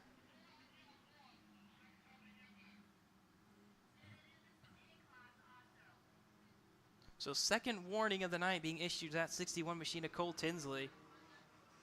So once again, Wyatt Walters is the control car. He controls this field. He's got Seth Buell right behind him, that 1X machine. And once again, that 61 of Cole Tinsley going to pull about a car advantage again on Wyatt Walters as they come down to the start cone over turns 3 and 4. Green flags in the air on the 5th Vision 1 Composite 9-wing micro heat race. Cole Tinsley to the point as he makes his way through turns 1 and 2. Not quite going to be enough as Wyatt Walters just about able to be alongside. Wyatt Walters pushes him up way up to the top of the racetrack. That left front in the air for that number 4 machine as he comes through turns number 3 and 4. Gets over a rut a little bit. You see a rut down there, turns 1 and 2. And he's holding on to that advantage for now. He's really got that setup nailed to that number 4 machine. That number 4 machine going to be flying out there on the racetrack. And he's got that number 28, Shelby, hitting behind him. Car around in turn 2. Trouble over turn number 2. That's going to be, I believe that 78 is Zach Gorski trying to get that car refired. Something really broken on that race car. Maybe not. Just decided to go over the berm. 1 lap being scored as complete. So we'll head towards a single file restart.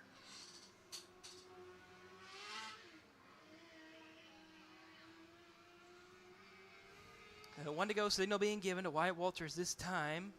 Still got 9 laps to go here on the 5th Vision 1 Composite 9-wing micro heat race. Shelby Hinton 2nd, Cole Tinsley 3rd, Seth Buell 4th, Zach Gorski restarting at the tail end of the field in the 5th spot.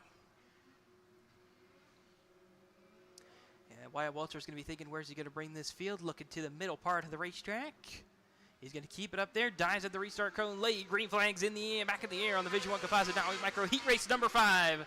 As they make their way back through turns 1 and 2, easily clear as that number 4 machine of Wyatt Walters. Seth Buell tried to make a move around Cole Tinsley, decides to back out of it on the bottom in turns 1 and 2. Doesn't like that middle group. Cole Tinsley to the inside as Shelby Hinton as they make their way back into turns 3 and 4. Shelby Hinton pinches him down to the bottom. Cole Tinsley pushes him up a little bit out of the way up there in turns 3 and 4 as Cole Tinsley through to second. Now Zach Gorski going to clear Seth Buell for 4. Now already looking for third on Shelby Hinton as they come back through turns 3 and 4. Can't quite stay alongside as they come back down to turns 1 and 2. Everybody in the middle part of the racetrack except for the 1X of Seth Buell. Still out in front, that number 4 of Wyatt Walters, still having that left front up in the air. Gets on the gas. Oh, maybe bumped the gas a little bit too early there. Big mistake there for Wyatt Walters. And here comes Cole Tinsley to the inside. Wyatt Walters pulls the crossover move, trying to get that car planted on the racetrack. Can't quite get that car to stick.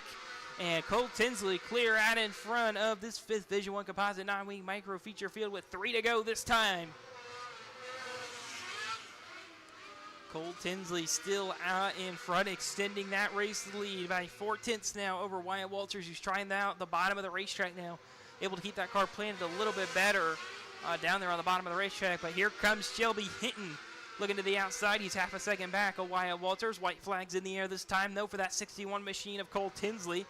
Tinsley back down to turns 1 and 2. Walters still holding off Hinton as they make their way through turns 1 and 2 for the final time into turns 3 and 4. Still be that 61 machine of Cole Tinsley taking the 5th Division 1 Composite 9-wing micro heat race. Wyatt Walters. Number 4 car of Wyatt Walters got pretty tight there on the latter part of the race. Yeah, absolutely. Lap times fell off for that number 4 machine. Fell a second behind Cole Tinsley in his 2nd place finish. Shelby Hinton finishes in 3rd. Zach Gorski 4th. Seth Buell, the 5th place finisher. And as Cole Tinsley pulls down out of his picture taken to be presented his wheel covers from Division 1 Composites, we will give you the starting lineup for our 6th and final heat race of the Division 1 Composite non-wing micro division. Starting first from Farmington, Missouri, number 14B, Brody Bridgman. Starting second from Clinton, Illinois, number 25, Aiden Perdue. Starting third from Kokomo, Indiana, number 2G, Brandon Rose.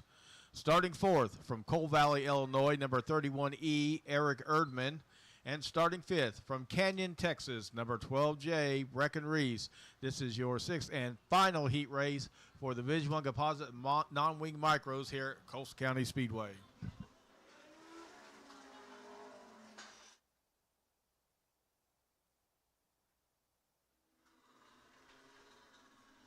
So once again, that 14B of Brody Bridgman and the 25 of Aiden Perdue who are going to be leading this final heat race to the start cone over there in turn number 4.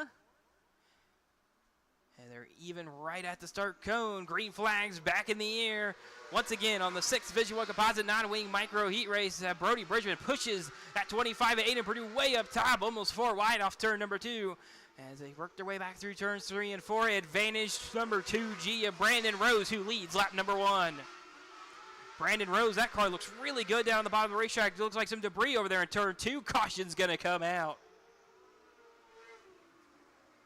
It's a big chunk of debris down there on the exit of turn number 2. This 6th Division 1 Composite non-wing micro field going to manage their way around it. And it just looks like lap 1 not going to be officially in the books. Going to have to go back 1 lap.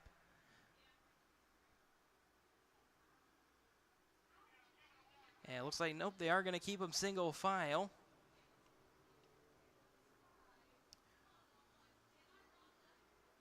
Like a big piece of body paneling off one of these cars. Might be off that 14 of Brody Bridgman's car.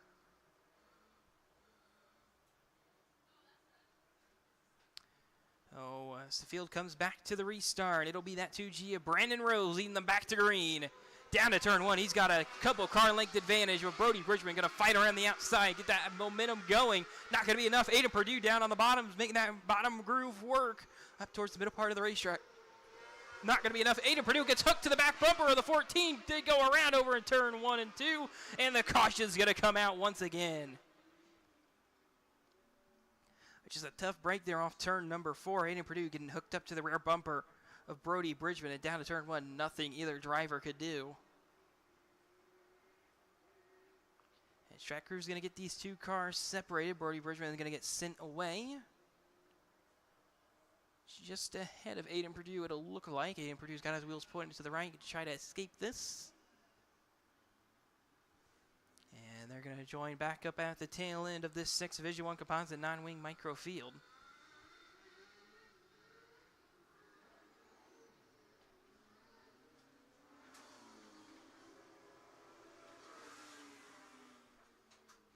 And once again, it'll be that 2G of Brendan Rose out in front over, it looks to be that 14B at the tail will be the 31E of Eric Erdman as they come back to the restart cone over in turn number 4. Green flags back in the air once again on the 6th Division 1 Composite 9-wing micro heat race down to turn 1. Eric Erdman keeps it right around the bottom of the racetrack.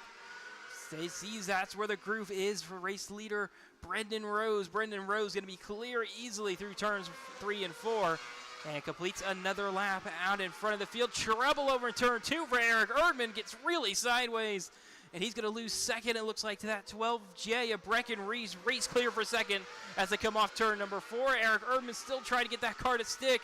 Maybe makes a little bit of contact there with Aiden Purdue, who's running in 4th right now, looking for 3rd on him, and Aiden Purdue will be taking 3rd away as they make their way back through turns 1 and 2. And once again, Eric Erdman gets really sideways, and he will go around, and the caution's going to come out once again on the 6th Division 1 Composite 9-wing micro heat race.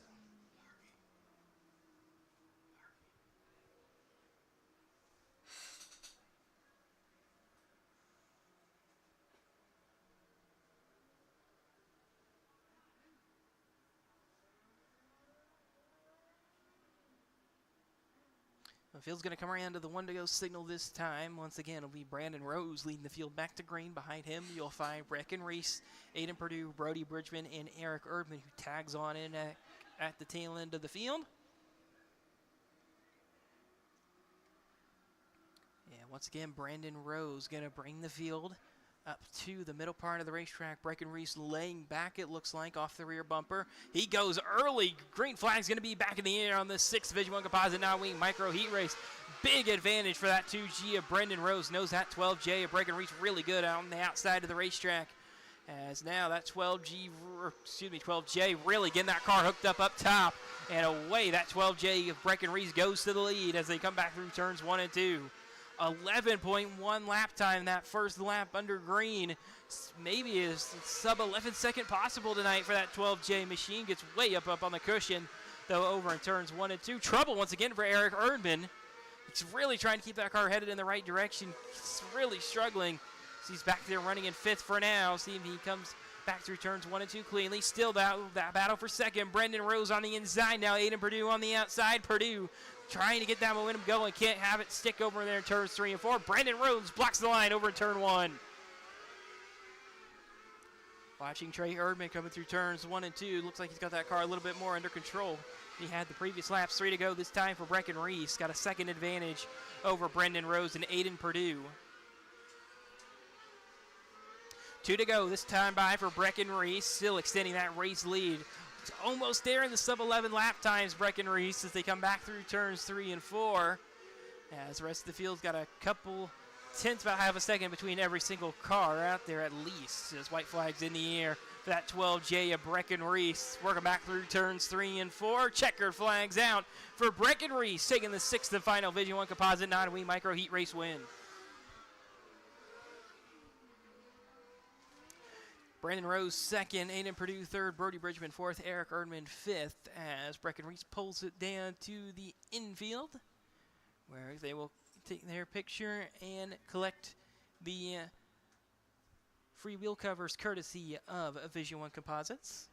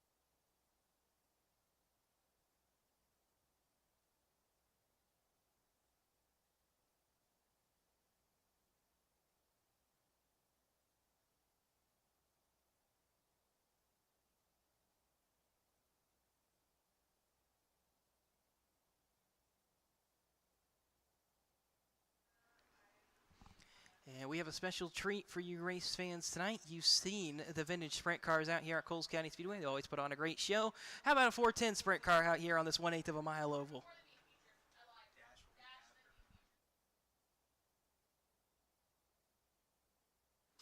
Following this 410 sprint car making some laps around here at the historic Coles County Speedway, it's going to be the Dash for the Division 1 Composite non-wing micros.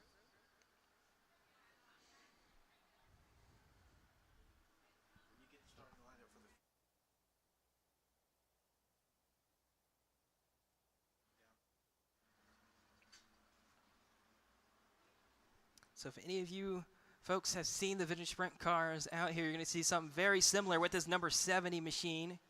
410 sprint car, similar to our Midwest Throwback Sprint Car Series. It's made a couple trips out here to Coles County Speedway.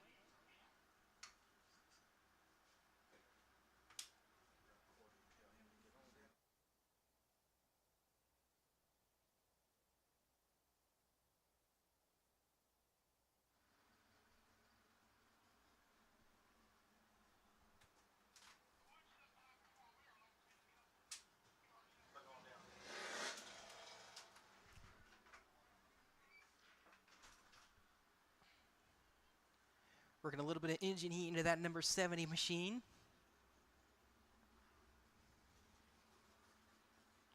It looks like he's asking for one more lap before he can unleash that 410 sprint car out here on this 1/8 of a mile historic oval here at Coles County.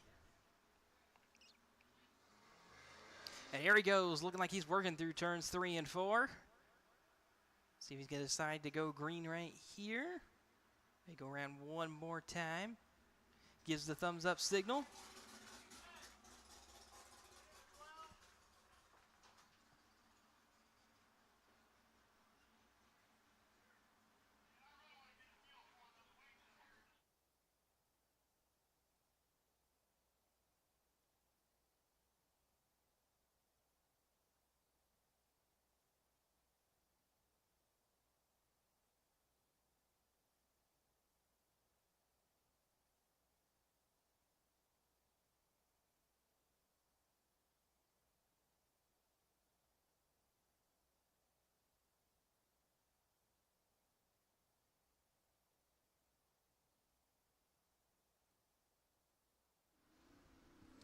This 410 sprint car looking very similar to those Midwest Throwback sprint cars out here at Coles County Speedway. Making some good lap times with that number 70 machine. Looking just like the Midwest Throwback sprint cars.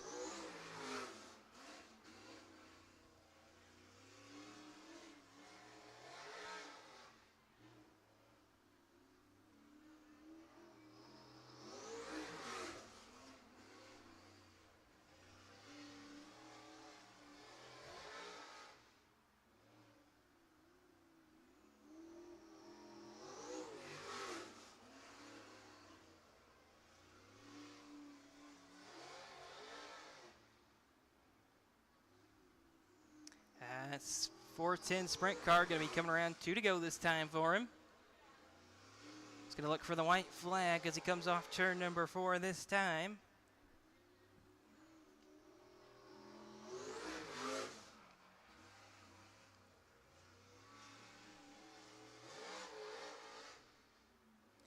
And working back through turns 3 and 4, 410 sprint car is going to take the checkered flag here at Coles County Speedway. And with that, he's going to load up, pull it back down to the infield, and back towards the pit area. That number 70 machine will go.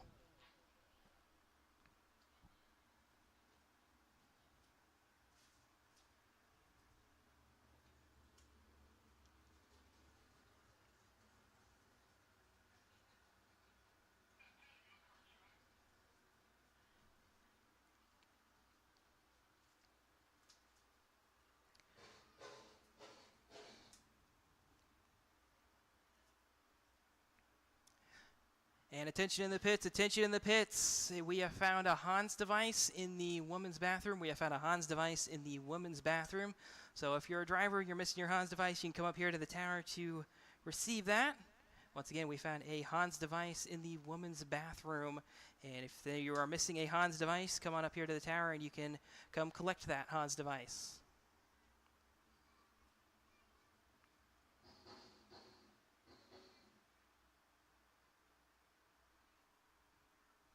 And it's a farewell for now for the sprint cars. Might see the vintage sprint cars come out again at some point.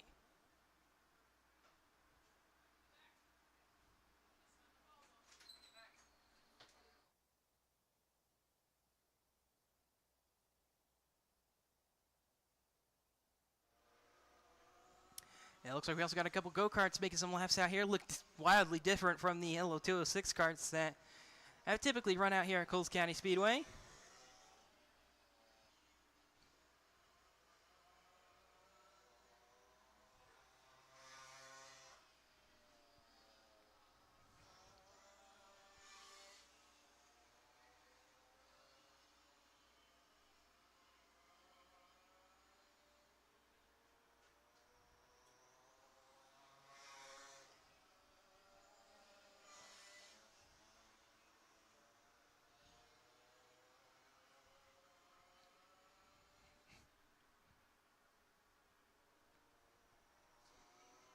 Despite looking like they're not really set up for this type of racetrack, that 98, or excuse me, the 13 go-kart looking pretty quick out.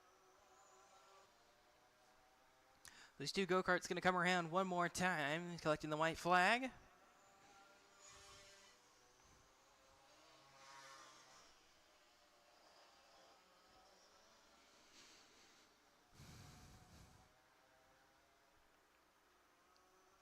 Back off turn number 4, checkered flags flying for the go-karts as they'll make their way off turn 2 and back down towards the pit area.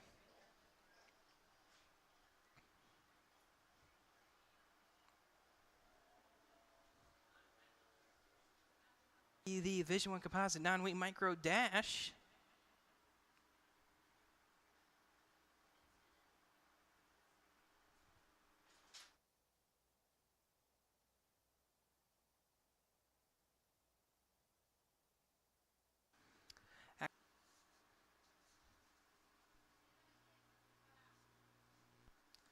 Looks like they're going to do some work over there at turns 1 and 2. And it looks like we'll be back very shortly here from Coles County Speedway.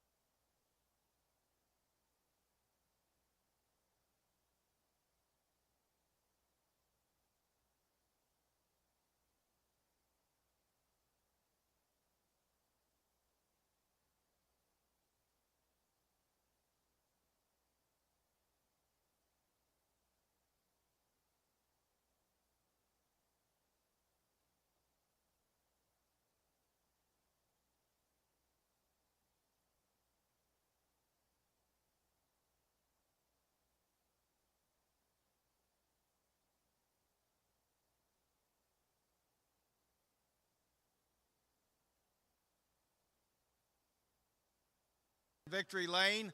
I have the family of Jeff Horn down here with us. They want to say a few words about Jeff and describe this beautiful race. Well, first and foremost, thank you to every single one of you for coming out tonight. My dad wasn't much for any sort of rigmarole as far as losing people. Guys that don't know, we've got quite a bit of history out here. So Grandpa Everett Horn, who was the builder and owner of this car here, this car spent its entire life here in Charlotte. We're just beyond tickled pink to be able to bring a little bit of history back here and be able to show everybody how it used to be and how it can be now. And what we're real proud of is my father and I restored this trailer to cars of every different kind on it, and we're happy to have another one back on it tonight. Thank you guys again for coming out. There's no better way we could have honored Dad. Strangely enough, Grandpa raced it, who ended up, did some sanding on this and saw a horn on the hood. And he called him up and said, "Hey, Jeff, I think you need to get over here. I got something you probably ought to take a look at." And ever since 1995, it's been right here. Tyler is the nephew. All I got to say is this has been 2 years. Thank you definitely to Brian for everything out here he's done for this track, for tonight, to keep this bottom of our hearts for coming out and supporting this. Thank you. Absolutely. Thank you. You want to say anything?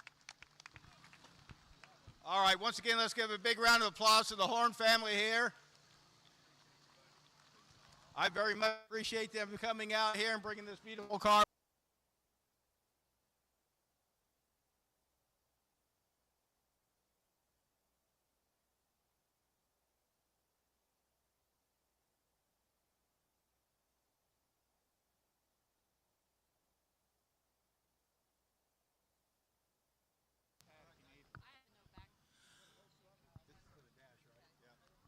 Okay, right now we're doing the drawing, the driver's drawing for the starting order for the dash.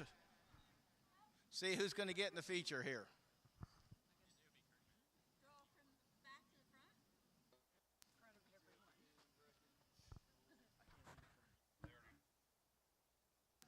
And your name is? Billy Lieb. Billy Lieb has drawn position number 1, Springer, and he will draw position number 2. You keep your stickers. You keep your sticker there. And up next is Brecken Reese. Brecken Reese, and he will draw position. No, you're not doing this correct. Cole's supposed to go first. Yeah. You're not doing this correct. I need those back. Yeah. Don't start without me. We. Okay. Little communication would have been nice then, wouldn't it? All right, folks, we have a little error in our drawing order, so we got to start this order over again.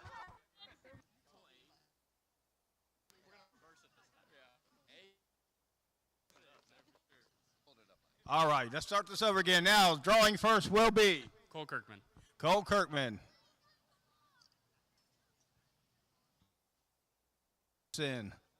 Drawing position. Woods. Brant Woods. And Brant will draw position. No. Up next is Brecken Reese. Brecken Reese. And Brecken draws number 3. Next up is Grayson Springer. number 5. Okay, that's your starting lineup for the draw. Have an order up here in front of the car. I know.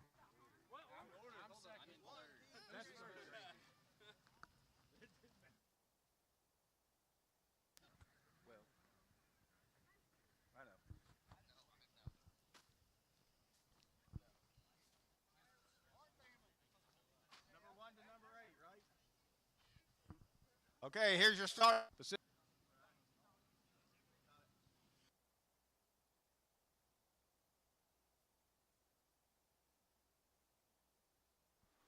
And real quick, a little information about this brown. Still looking for the fine Crystal down there in the pit area. She might be coming back.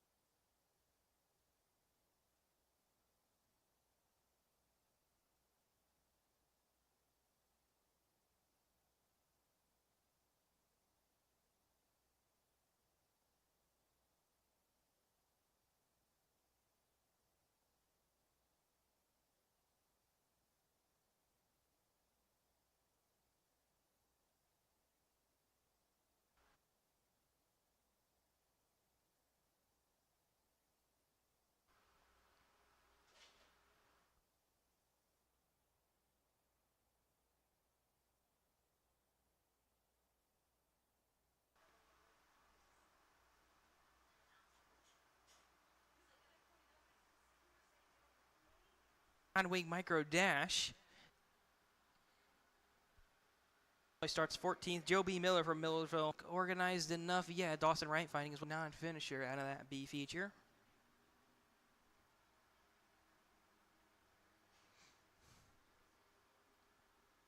Random draw earlier in intermission tonight for the Division 1 composite. 4. Billy Lieb looking to split it 3 wide middle. Side anyways off turn 4. Billy Lieb side anyways off turn 4. Billy Lieb stuck in the middle 3 wide as Brecken Reese can't get that car under control. Oh, Billy Lieb popping a little bit of a wheelie down there on the back stretch. Able to keep that car going in the right direction. We stay green. Grayson Springer out in front still. Oh, excuse me, that would be the other 12 car, Caleb Woodard, who's the final time. Grayson Springer going to take the win on the Division 1 composite non-wing micro dash. Brecken Reese second, Brant Woods third, Colin Hutchinson. Going up next, going to be the 20-lap feature for the Patriot Landscaping restricted micros. Starting on the pole is going to be the 22 Landon Miner from House Springs, Missouri in the 36. Starting 6th will be the 12 of W.J. Campbell from Smithton, Missouri. Starting 7th will be the 10M of McKenzie Meany from Terre Haute, Indiana, and the 10M of McKenzie Meany from Terre Haute, Indiana, and starting in 14th.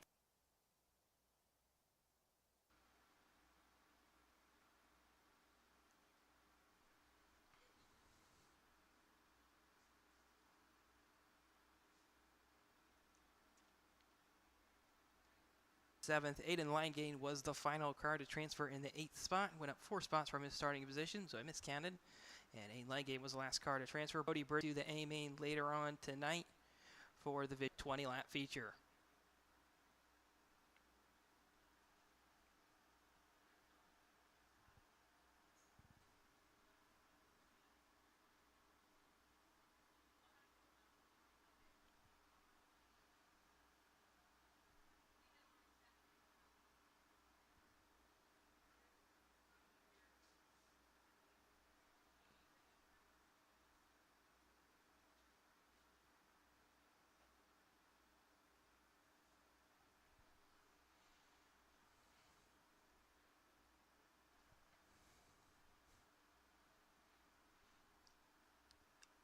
Looks like the tower's working on the scoring from the previous race, the dash.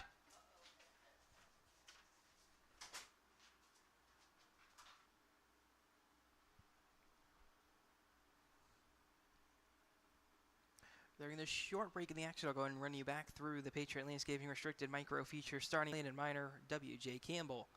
Row 4 will be made up of Bella Coleman and Tanner Triplett. Row 5, Zane Smith and Mackenzie Dowler. Row 6 will be Cameron Jacobs and Bryce Shade. And the 7th and final row will be Mackenzie Meany and Emerson Kinzer.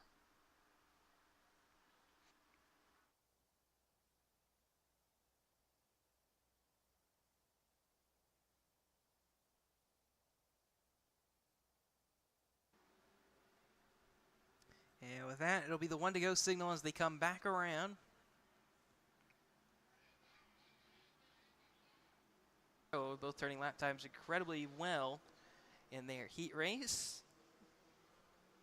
Earlier this evening, as that front row being made up of it's going up over a complete restart here on the Patriot Landscaping Restricted Micro Feature.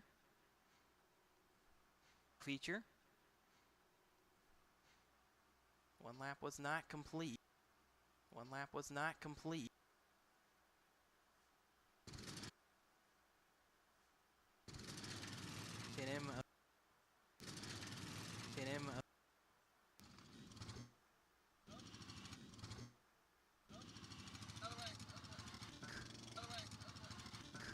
And her race comes to an end before she can get down off turn. Turn 4.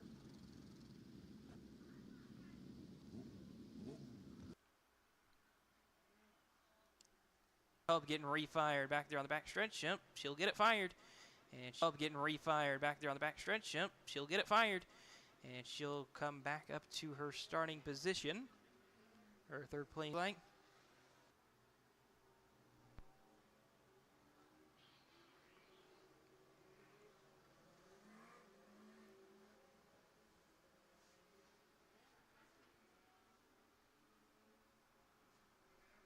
Oh, looks like maybe Lydia was just waiting. restricted micro feature field. Caution lights extinguished with 20 laps to go. All 20 laps still remaining to be run. Eli Holden, Niles Tudor, the front row behind them. Lydia May, Colton Dempsey as they make their way back to the start code. May makes a mistake, a little bit of contact further back in the field between that stretch. Caution's going to come out of that 61 of Colt Tinsley, tries to regain the car. Zane Smith tries to regain control of that race car down the front stretch, just about able to. But first lap will not go in the books, I don't believe. Stretch may have fallen down on one of the cars.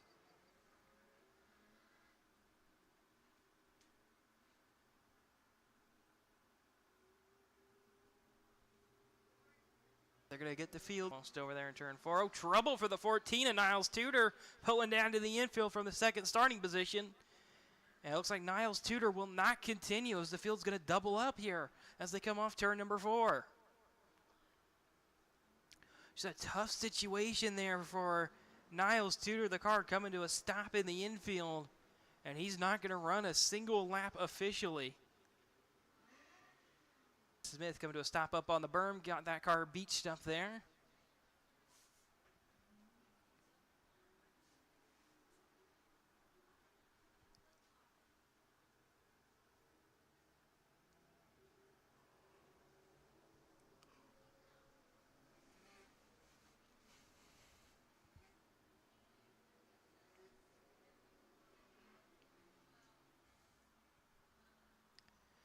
And track crew still working on getting that 61. Zane Smith refired. He will in fact be refired. He'll join back up at the tail, I believe.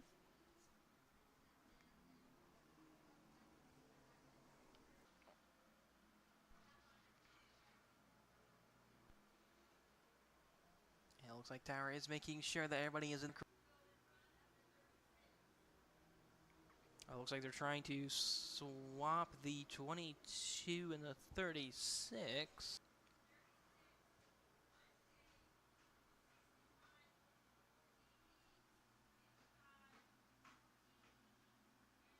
Lanes.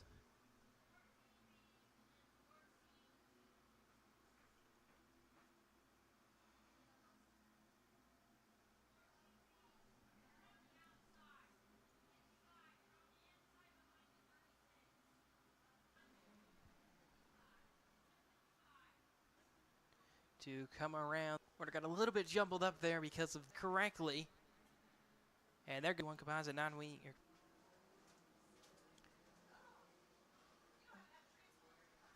One to go given officially once again for the Patriot Landscaping. We're waving it off.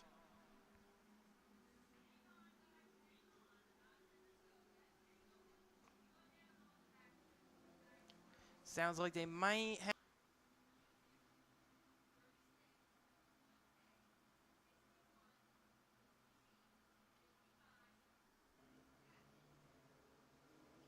Crew's still working on getting this restart order correct.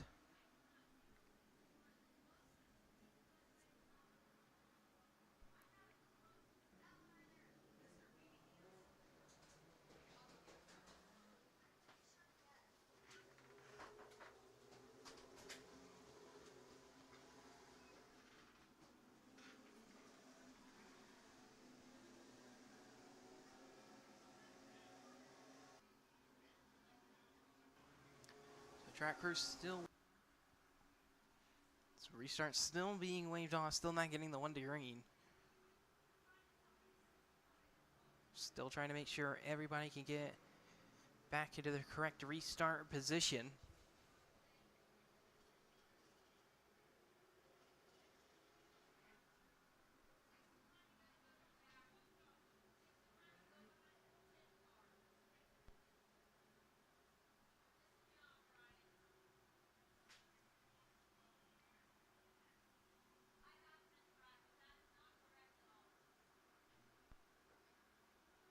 And with that, it looks like the field's finally set correctly, and we've got the 1 to go signal. Little caution lights will extinguish. Hopefully they'll stay extinguished by the time they make it back around to turn. Dempsey alongside him through the side of Lydia May. But Lydia May going to fight right on back as Tanner Triplett gets right back to the rear bumper for third. Not enough down there. Lydia May gets trouble big time. She was looking for. She's going to drop way for. She's going to be a little bit more careful this time through turns 1 and 2. She makes her way back into turns 3 and 4 as the leaders complete lap number 4. Looks we're headed for the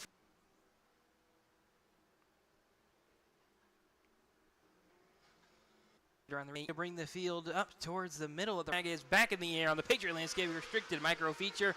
Down to turn 1, Landon micro feature. Down to turn 1, Landon Miner makes a move on the inside of Tanner Triplett. Can't quite get that move to Landon Miner. Tanner Triplett can't quite get that move to Landon Miner. It's up to 30. For rest of the close. It's up to 30. For rest of the clearly over and turn so big flag. We are still over and turn so big flag. We are still be. Cross the timing lines. Cross the timing lines once again. Landon Miner closed in a little. Once again, Landon Miner closed in a little bit, but it's not enough. Landon Miner's got nothing. But it's not enough. Landon Miner's got nothing for the race. Leader of Eli Holden. For the race. Leader of Eli Holden. Looks to come off turn number 4. Lost 210. W.J. Campbell. Black flag going to be shown. Out behind him, you'll find Landon Miner, Tanner Triplett, Colton Dempsey, and Bryce Shed still making up the top 5. Further, 8 laps back out to the pace rather quickly as the rest of the field cycling back through turns 3 and 4. A couple cars trying to get side by side back down to turns 1 and 2. Not going to be enough for now. Really, anybody trying to make moves stick. And now Meany going up over the berm. It's got a lot of late around to 5 to go this time. Kinsey 3 and 5. Down in the almost sub-points leader, still running in third. Likely on his way to a track championship in that 22 position. And Eli Holden going to take a hard left-hand turn down into Coles County Speedway Victory Lane, where he will be joined by our Victory Lane reporter, Kevin, down there.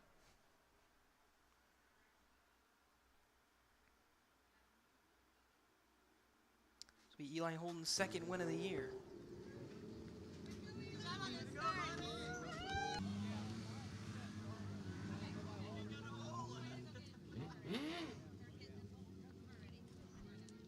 I see him. Maybe Patriot Landscape Restricted Micro Feature winner at the Jeff Horn Memorial here at Coles County Speedway.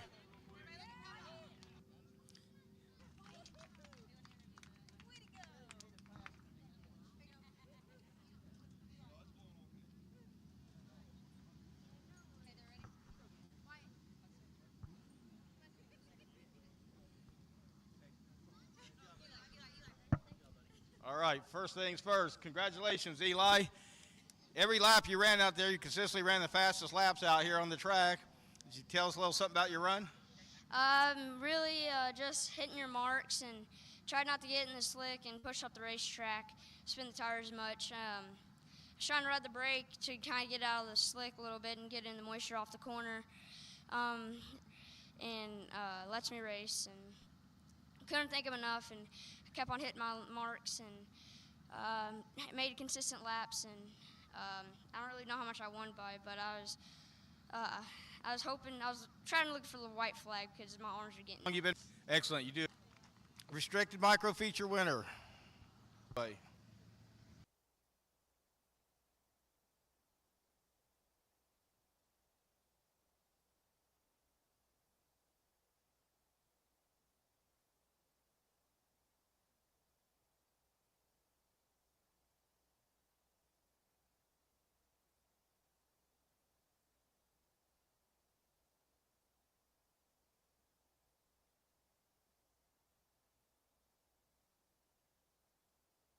Over A-class wing for their 20. Starting alongside him will be the 37 of 3W. Starting 6th will be Grayson Springer from Lafayette. Starting 8th will be Hunter Walker from Decatur, Illinois in the 16W. Starting 9th will be Cameron Veracho in the 9C from Mansfield, Texas. Starting 10th, 15B. Starting 15th will be Zach Gorski from D-Land. The 07C of Adria Cowden from Terre Haute, Indiana. 18th will go to Chase Bull from Burke Burnett, Texas in the 20B. 19th will go to Luke Easton. Once again, your strong elevator A-class.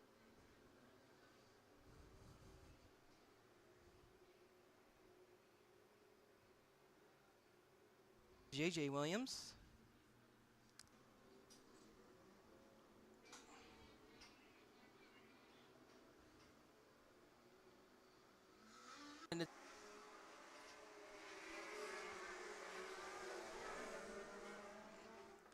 As the field makes their way through the start cone over in turn 4, green flags in the air behind him.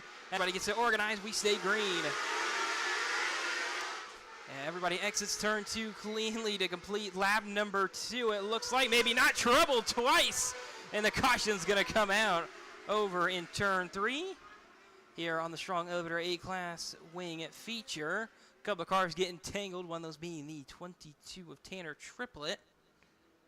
I believe that number 20, that black number 22. A little bit of disorganization throughout the mid-pack there. A couple cars getting tangled. A couple of them kept to go in the right direction, and unfortunately Tanner Triplett could not.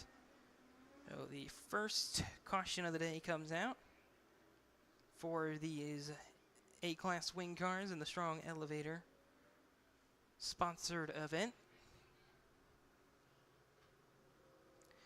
Tanner Triplett still trying to get his car refired, it looks like.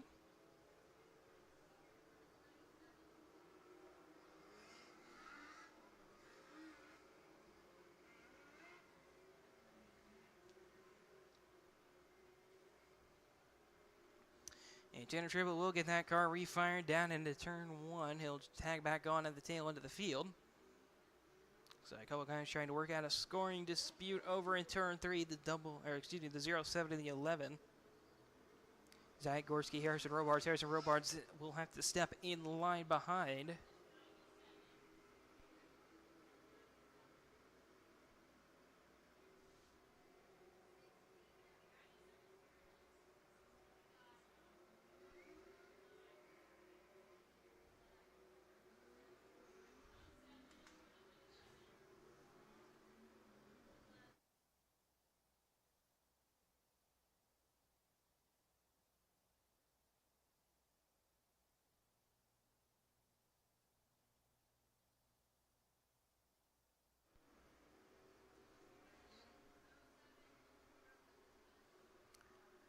So Towers working at the tail end of the field with the scoring.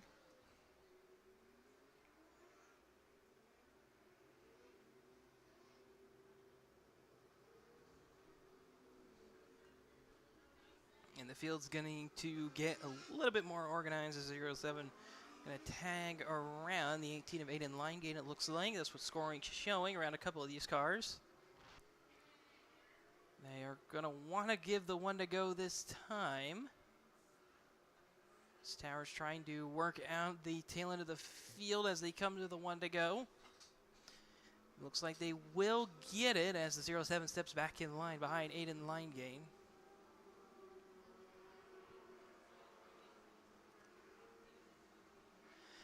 And so the restart's going to be Cole Kirkman, Brecken Reese, Aiden Perdue, Cole Tinsley, Brant Woods, the top 5 as they make their way up to the restart cone. That 126, Cole Kirkman dives at it. We're back racing on the Strong Elevator A-Class wing feature. Down to turn 1, the field keeps it rather organized. Couple guys stepping out of line, getting it too wide. Harrison Robards getting bullied way back into the tail end of the field now. As down to Andy Vecino starting to work around him. As look back out in front of the field, a couple of these guys trying to keep it headed in the right direction. Top 4 under a blanket here. Brant Woods up to 4th, looking for 3rd on Aiden Perdue down to turn 1. Looking to the outside, looked inside over in 4, looks outside in 2. Doesn't work that time over there. 3 wide off turn 2, almost at the back half of the field.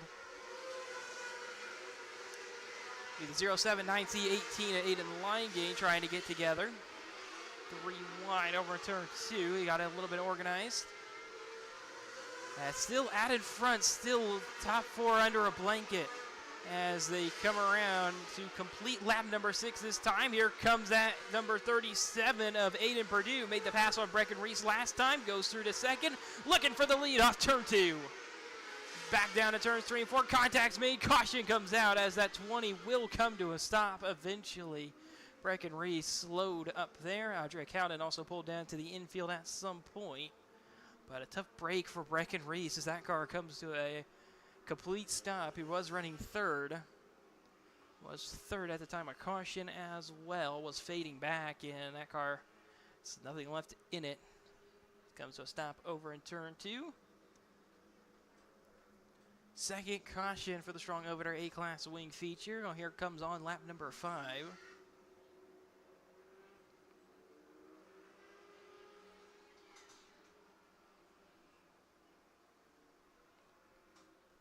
And track crew is going to work on getting that car refired.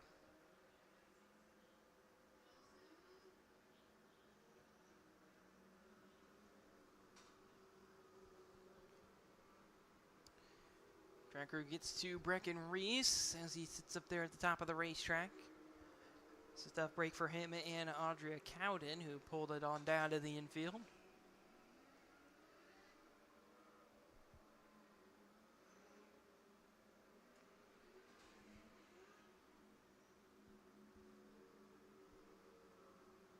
And now Breckenreese being pushed towards the infield, it looks like, and that will end Breckenreese's night here in the strong elevator A-class wing feature. 15 to go on the restart as they come back to the 1 to go signal. Cole Kirkman's coming back to the 1 to go. Aiden Purdue right behind him. Then it'll be Brant Woods, Cole Tinsley, and Grayson Springer. Further back, you'll find J.J. Williams, Larry Drake, Hunter Walker, Zach Gorski, and Cameron Varaccio rounding out the top 10. And now the field comes off turn 2 with the caution lights extinguished. Cole Kirkman's going to bring the field towards the middle of the racetrack. Looking for that restart cone, sees it, dives at it. Green flag's back in the air on the strong elevator A-class wing feature. Down to turn 1, everybody keeps it kind of organized. Couple guys stepping out of line, trying out that outside groove. Aiden Purdue already all over the back bumper of the 126 of Cole Kirkman out in front. Kirkman's got nothing for him up when he's up on the top of the racetrack. And here comes Purdue once again, gets right into the back bumper, gives him a bump, lets him know he's there. As Aiden Purdue, I think definitely the faster car of these two, but maybe the car even faster than them. The car right behind them, the 83 of Brant Woods. Running lap times very similar to them. I feel like he could maybe run lap times a little bit faster if he had it in him. And here comes Aiden Purdue for the slider for the lead. Contacts made. Cole Kirkman has nothing to do but slide back in position. He makes a big dive, gets 2 tires up. You can't do that here at Coles County Speedway. Up on the berm, he's going to do it again, it looks like. That might be a 2-spot penalty post-race. We'll have to look at it. But the 126, Cole Kirkman back out of the point. Obviously not happy with that move with Aiden Purdue. Another car pulling down to the infield with 10 to go this time. And right away, I said it a few laps ago, Brant Woods to the outside, pulls the crossover move through 3 and 4. Brant Woods lead laps number 11. And now another shot coming right back at him. Cole Kirkman back out in front. Nope, it's going to be Brant Woods once again. Woods going to try to park it on the apex. Can't quite do it, but he's got just enough momentum to power back around on the outside. Here comes Aiden Purdue for second. Contact made. Cole Kirkman trying to wrestle that car back around. He's going to fall back to 4th. As now Cole Tinsley up to 3rd. Warnings being issued to the 126 of Cole Kirkman. He's going to try to clear Cole Tinsley. Not going to be enough down there in 1 and 2. Going to try it again in turns 3 and 4. Getting up on the berm once again.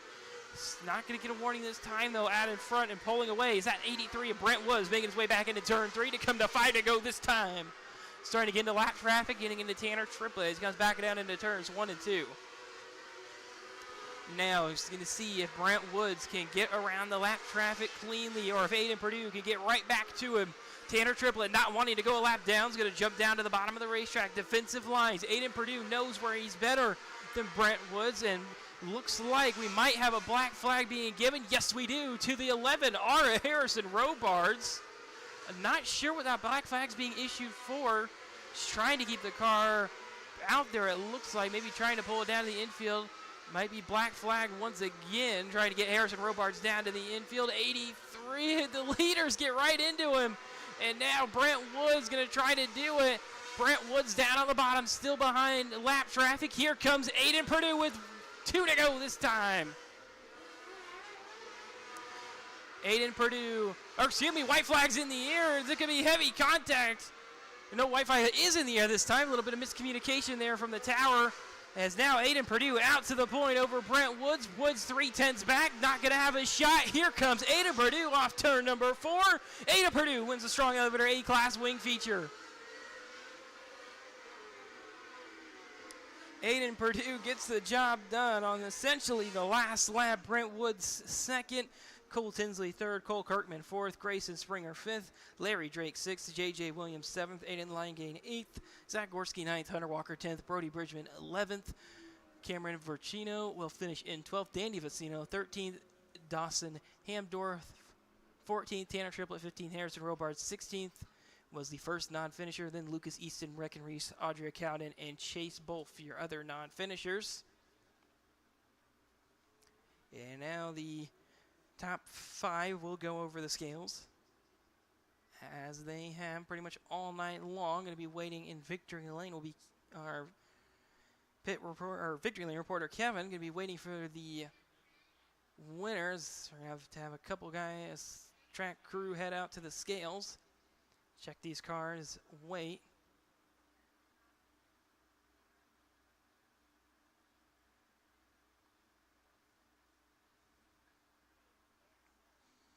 So it looks like Brent Woods will clear the scales in the second position.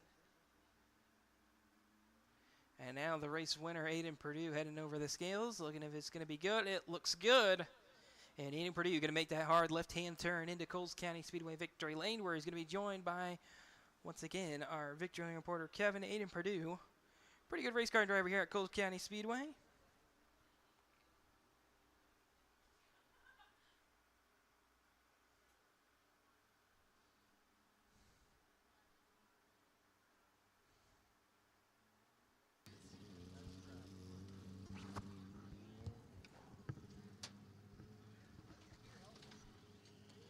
All right, folks, let's get a big round of applause to Aiden Purdue, your Strong Elevator A-Class feature winner here at Coles County Speedway at the Jeff Horn Memorial.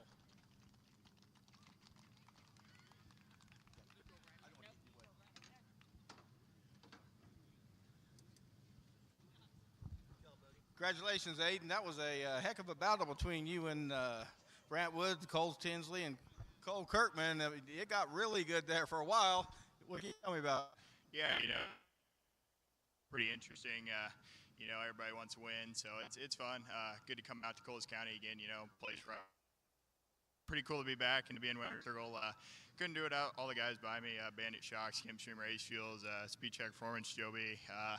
Everybody else, man. K1 Race Gear for giving me a good-looking suit, and Douglas Dodge for helping us out all they can. So it's cool, and appreciate the track guys for doing a hell of a job on the track tonight. All right, folks. Once again, let's get a big round of applause to Aiden Purdue, your Strong Elevator A-Class wing feature winner at Coles County Speedway at the Jeff Horn Memorial.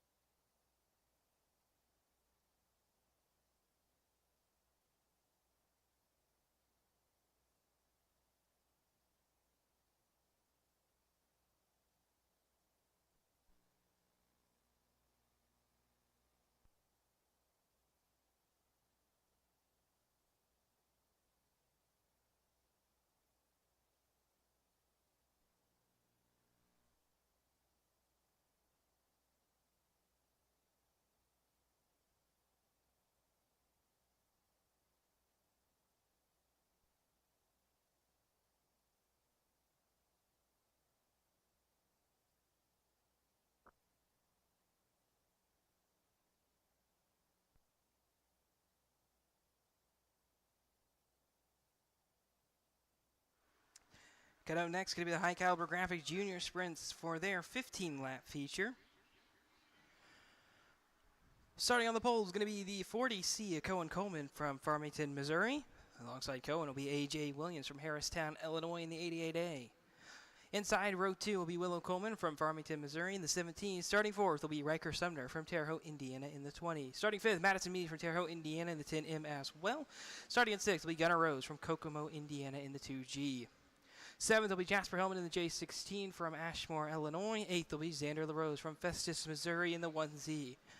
Starting 9th will be Balin Sumner from North Terre Haute, Indiana in the 73. 10th will be Nolan Leone. It looks like he didn't make it out here from Mahomet, Illinois. Didn't able to get any laps down in that number 81 in machine. Tough break for Nolan tonight.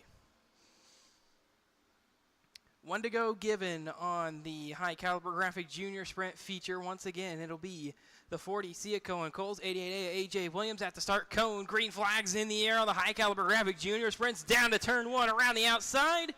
Not quite going to be able to make that move stick as AJ Williams trying to set in line. Look to the inside of Cohen Coleman down into turns 3 and 4. Cohen Coleman gets high off turn number 4. AJ Williams alongside down to turn 1. Now A.J. Williams back out to the point, out in front of the field. A.J. Williams looking for another win here at Coles County Speedway. See if Cohen Coleman can figure it out, but Cohen Coleman just does not look good.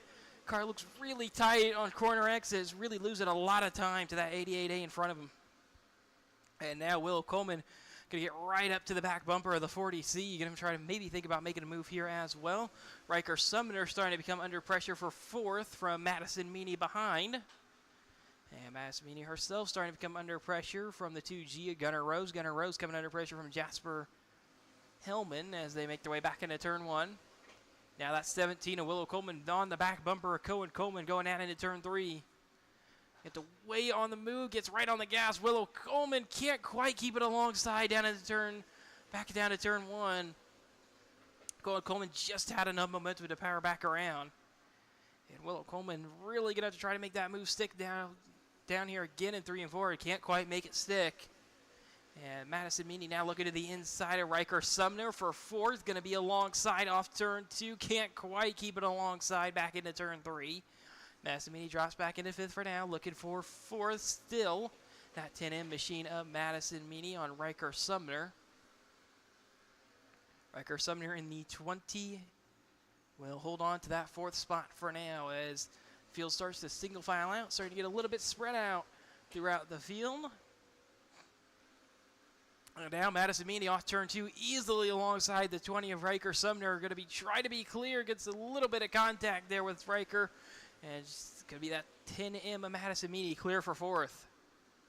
Now back in the battle for 2nd, Cohen Coleman trying to still hold off the 17 of Willow Coleman. Willow Coleman to the inside by the time they get back down to 1. Doesn't quite have the momentum to make it stick. Cohen Coleman able to just power back around as they come off of turn number 4. Willow back to the bottom. Cohen up top. Willow going to be clear down into turn 1.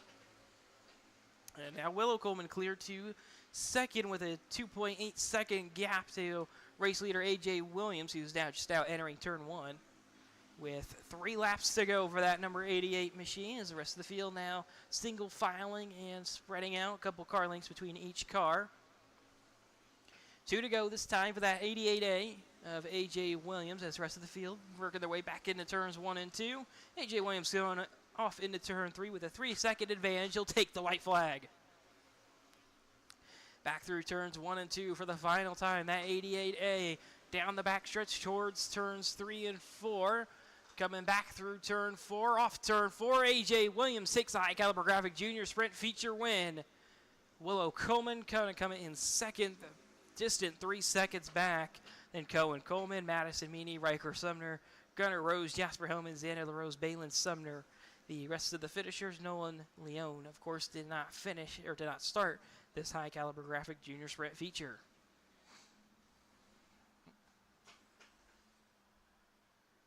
Fourth win of the year here at Coles County. Had 2 wins back in August and a win in July.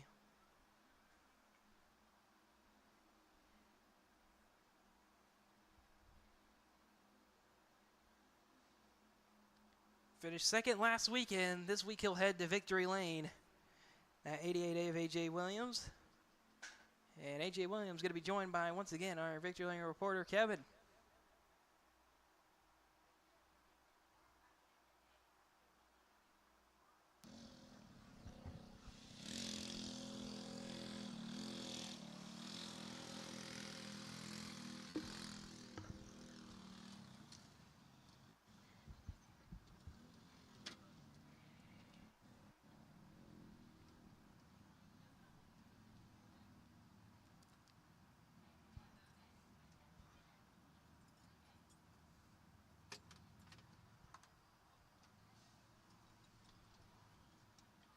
All right, folks, he's up and out of his car. Let's give a big round of applause to A.J. Williams, your high caliber graphics junior sprint feature winner at the Jeff Horn Memorial at Coles County Speedway.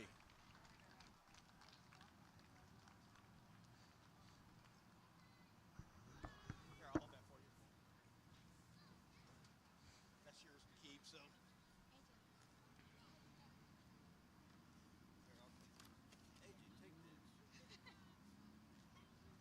Come on over here, AJ. We met before. Fast, fast, fast. See, they dropped the green flag, and the way you went, what can you tell me a little bit about your run? Just try to get a good start, and I got it, and then so I just tried to keep it smooth, and I did. You did a good job. Look like you're hitting all your marks out there and turning the car where you needed to. You got any sponsors you want to thank? My mom, my dad, my grandma, my grandpa, my brother, Hudson and Dick, Created Auto, Bandit Shocks, HRC, and GST. How old are you? 11, How long you been racing? since I was like 5. Cool. All right, you love it, don't you? Yep. All right, folks. Once again, let's give a big round of applause to A.J. Williams, your high caliber graphics junior sprint winners here at the Jeff Horn Memorial at Coles County Speedway.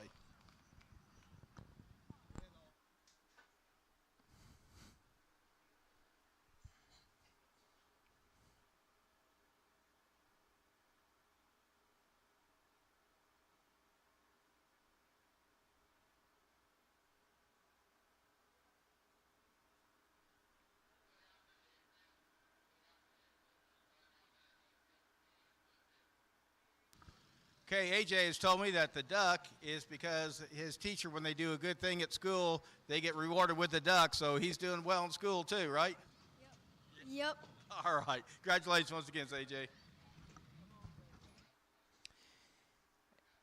And it looks like ahead of the Vision 1 composite non-wing micro feature, going to do a little bit of track work. You can see a little bit of work needed on corner entry up on top. So we'll take a short break and we'll be right back after some very quick track work here at Coles County Speedway.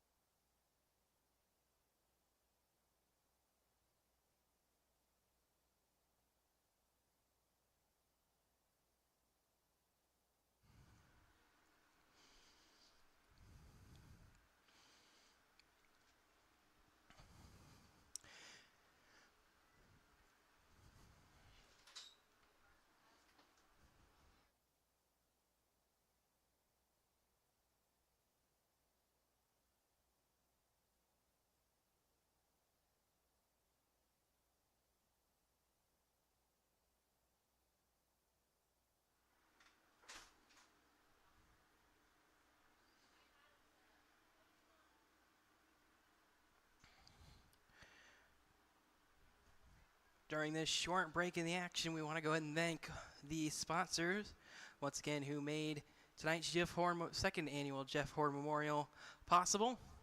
Horn Transport LLC, Horn Family Farms, Drake Excavating and Construction, Drake Combs, Schrader Excavating and Construction, Metals Quality Tires LLC, Metzger Family Farms, Mayersco Automotive, Spittler Excavating, First Class Wrecker Service, King Outdoor Solutions, Swango Electric, Childress Bros Farming and Trucking, Bill Drake, McAwee Farms, Vision One Composites, Pollard Farms, and Sign Appeal. Thank you all these sponsors for making the second annual Jeff Horn Memorial Racing possible here at Coles County Speedway. Thank you for supplying us with a $5,000 payday to our winner of our next feature.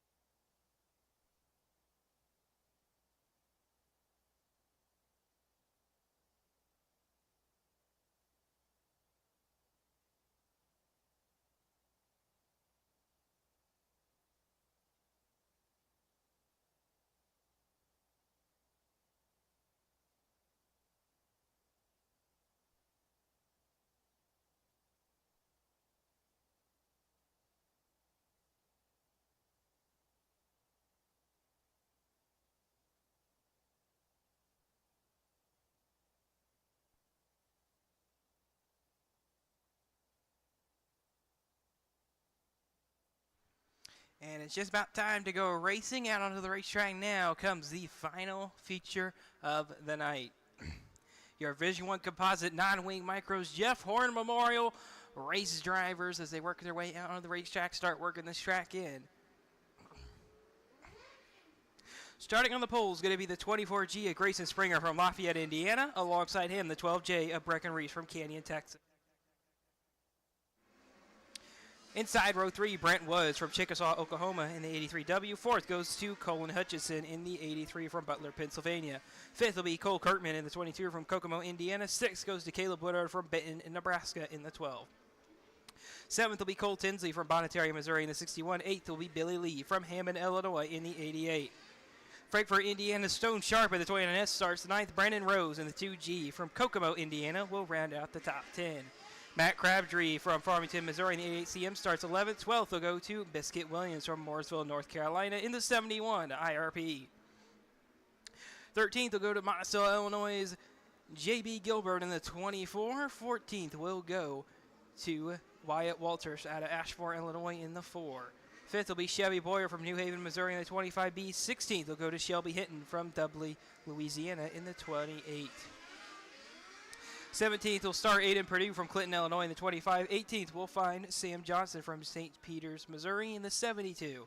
19th will be Zach Zagorski from Deland, Florida in the 78. 20th starting spot will be Jake Cheatham from Bethel, Illinois in the 72W. 21st will be Hunter Walker from Decatur, Illinois in the 16W. 22nd will be Clay Frederick from St. Joseph, Illinois in the 47C.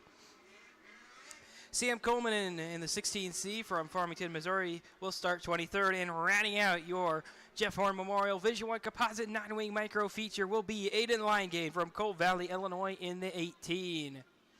And the field's going to come off of turn number 4. They're going to work into the 4-wide salute.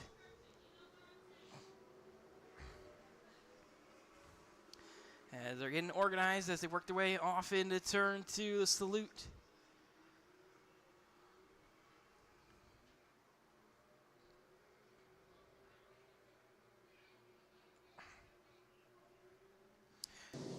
As the drivers work their way off of turn 4.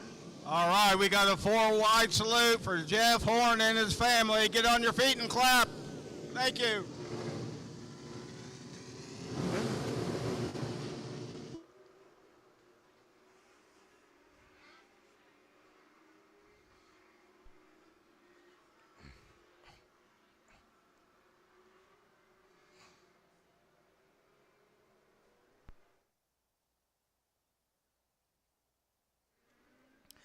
And with the 4-wide salute complete, the drivers are going to work back into their double file starting positions.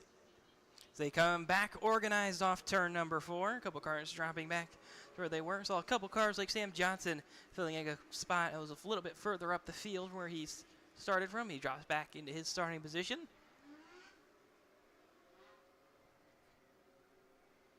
And with that, the 24 cars that'll make up the Jeff Horn Memorial Vision 1 Composite feature will come off of turn number 4. Race controls making sure everybody's worked their way back into their correct starting position.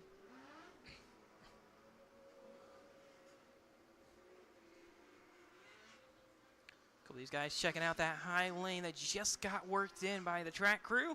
And we've got the signal from race control. 1 to go this time by as the field works back through turns 3 and 4. Grayson Springer, Brecken Reese, the front row, as the Jeff Horn Memorial Race works their way back down to turn 1 with the caution lights extinguished. 30 laps for the Vision 1 Composite 9-wing micros in the Jeff Horn Memorial Race. Brent Woods, Colin Hutchison back on row 2. Cole Kirkman, Caleb Woodard back in row 3. But out on the front row will be Grayson Springer and Brecken Reese as they're going to bring the field up to the start cone over in turn number 4.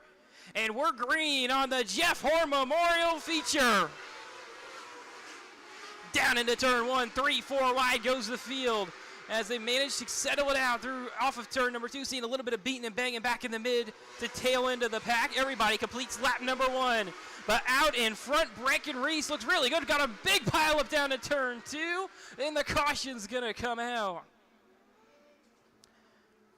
6-7 car pile up over in turn 2. Sam Johnson escapes relatively quickly, seeing another car escape. That'll be the 12. 12 car take quite a bit of damage trying to get that car turned back around. It'll be Caleb Woodard, and the red flag's going to come out to try to get this sorted out, as 3 cars still unable to get refired over there in turn 1. One of those cars being the 2G of Brandon Rose. I can see him pointing backwards. Aiden Linegain also involved.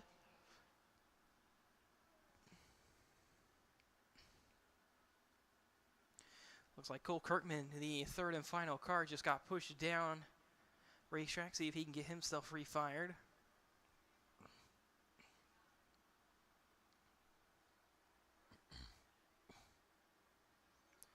Cole Kirkman was running 5th at the time of the incident. Brandon Rose was back in 9th.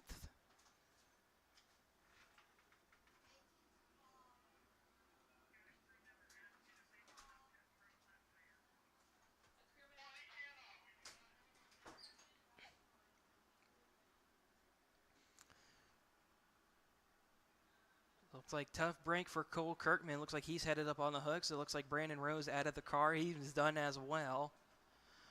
Looks like Aiden Linegain staying in his car. Not sure if he thinks that his car doesn't have a ton of damage.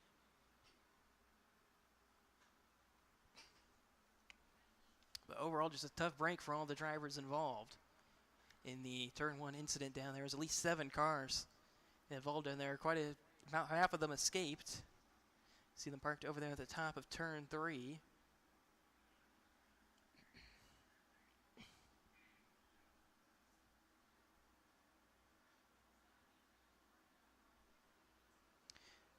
And it looks like Aiden Linegain will get his car refired.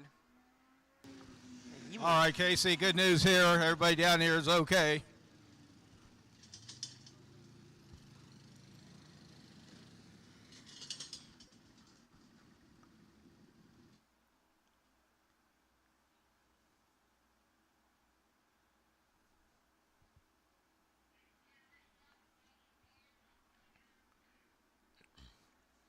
So great news down there by our infield reporter, Kevin. Everybody gonna have to head for a full race restart, it sounds like. With the cars involved headed towards the tail. Got to stack them back up, and we're gonna have to try it again.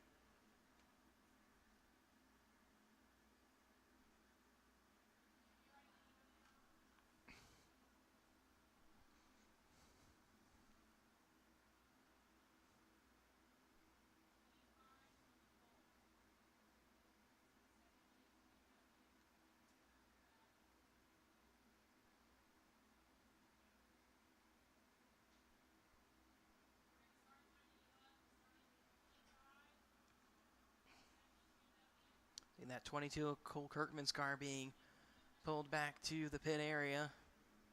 Tough end on the night for that 22 car.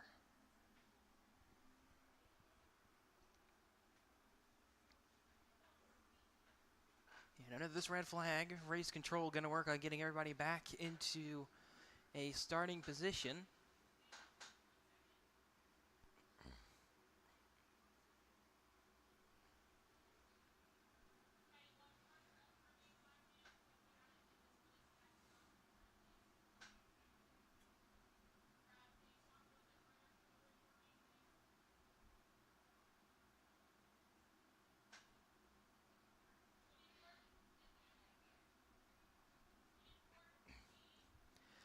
Looks like everybody's just about into a starting position. Looks like they're about to send the track back under yellow flag conditions.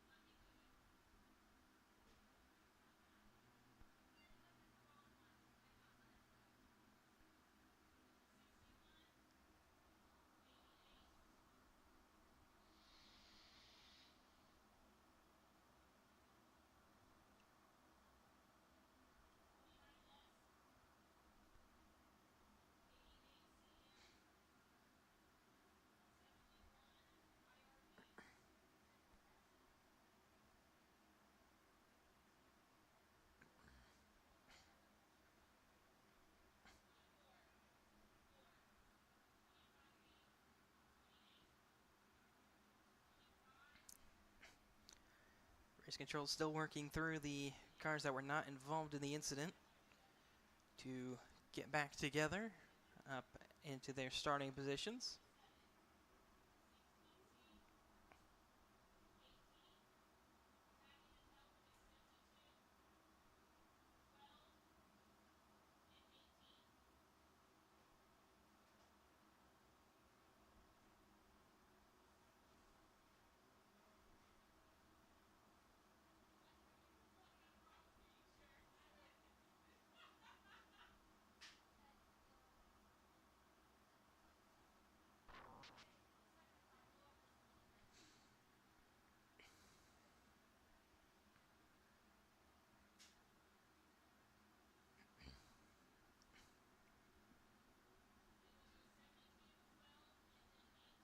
Looks like they're going to bring the field a little bit closer down to turns 1 and 2.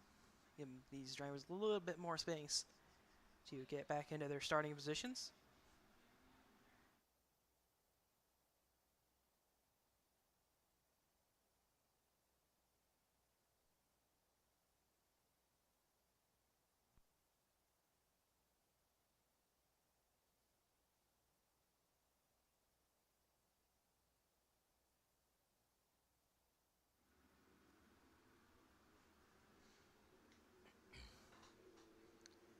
It looks like about most of the field is set as the rest of the field works back into towards turn 1.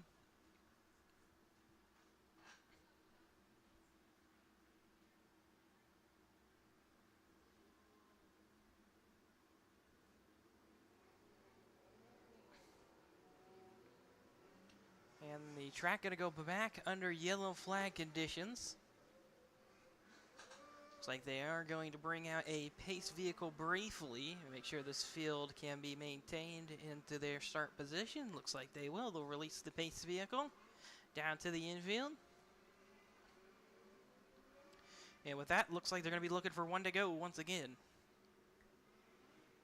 Not quite going to get it this time. Looks like it might be in 2, maybe 3 more laps to green.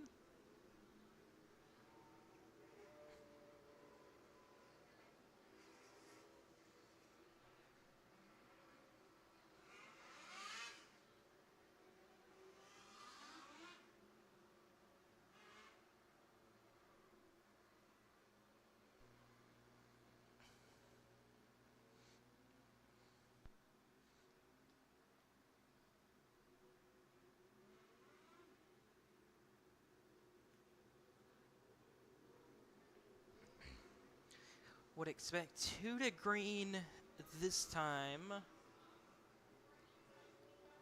As race control still working through the order, making sure a couple of these guys are in their correct position. Swapping a couple lanes.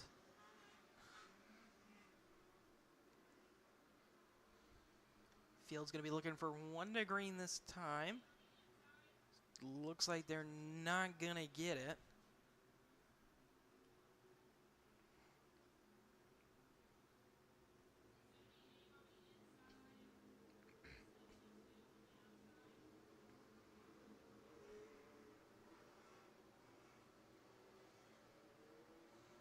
Looks like the back half of the field getting back organized. A couple of the guys in the tail end were in the wrong lanes, just had to swap their lanes around. And with that, field will come around to the 1 to go signal this time. Restart order will be correct here for the Vision 1 Composite 9-Wing Micros Jeff Horn Memorial feature. And with that, 1 to go being given this time, once again this time, to Grayson Springer and Brecken Reese, who's on the front row. Row 2 being made up of Colin Hutchinson and Brant Woods. It looks...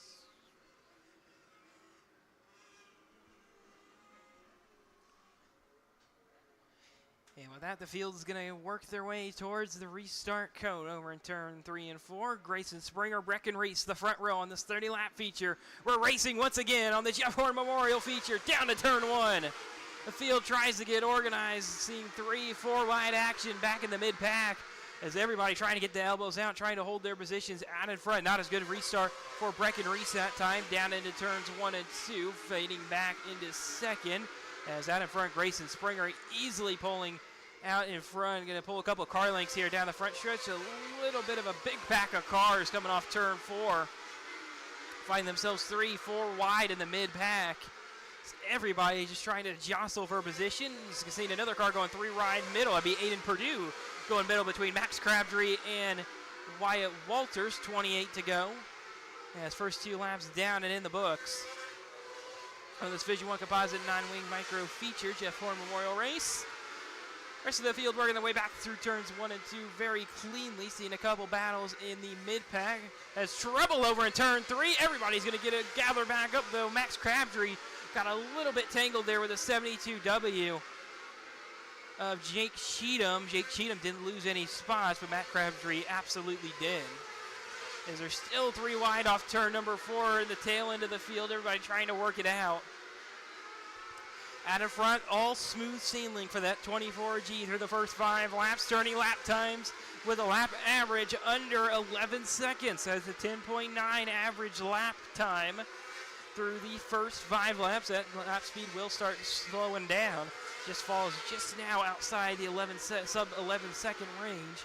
Brecken Reese in second, fading now to a second behind race leader, starting to chase him back in though. Brecken Reese absolutely closing in on Grayson Springer out in front. Trouble over in turn 2.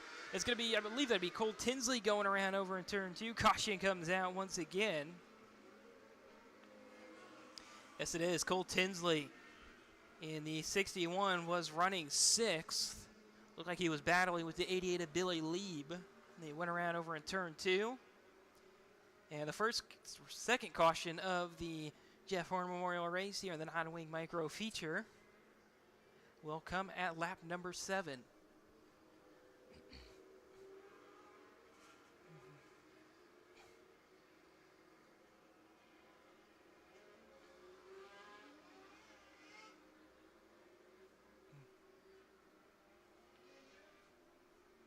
Cole Tinsley gets refired. He's checking his car, making sure it's okay as he tags back in at the tail end of the field.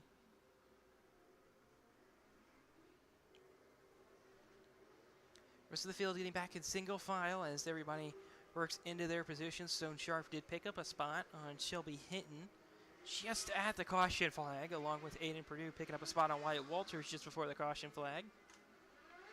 A lot of guys were relatively close to each other. However, as the caution came out, so obviously scoring disputes going to come from these drivers as Tower works out getting them back into their correct positions. Grayson Springer did pick up the pace there on that last lap, equaled the lap times of Brecken Reese. As Brecken Reese was slowly starting to gain in on that 24G car, got within 0.8 at the time of caution. Field gets organized off turn 2. Everybody gets into their positions. 1 to go signal being given this time for the Vision 1 Composite Non-Wing Micro Jeff Horn Memorial feature. Grayson Springer, Brecken Reese, Colin Hutchinson, the top 3. Brent Woods, Billy Lee make up the rest of the top 5. Biscuit Williams, Stone Sharp, Shelby Hinton, JB Gilbert, and Aiden Purdue will make up the remainder of the top 10. Grayson Springer going to be thinking about where he's going to bring this feature field. Takes him to the middle of the racetrack. Actually looking more like the bottom of the racetrack. Looks at that restart cone, really waits on it. Green flag's in the air. He gets a great jump down into turn 1. The rest of the field follows suit as they go and spread out down into turn 1. Everybody trying a different line, trying to find some clean air, but a great start for that number 24G machine of Grayson Springer. Gets half a second advantage through lap number 1 of the restart. Brecken Reese, though, is right already on the heels as caution comes down. Got trouble over in turn 2. That looks like the 47 Sia Clay Frederick who comes to a stop over in turn 2. So the third caution of the race comes at lap number 8. That caution's on lap 1, lap 7, and lap 8 here on the Vision 1 Composite Non-Wing Micro Jeff Horn Memorial feature.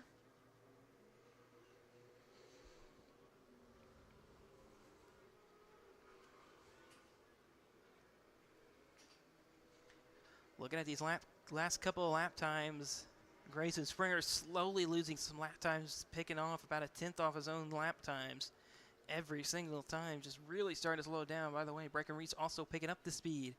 Picked up a 10th from his previous lap.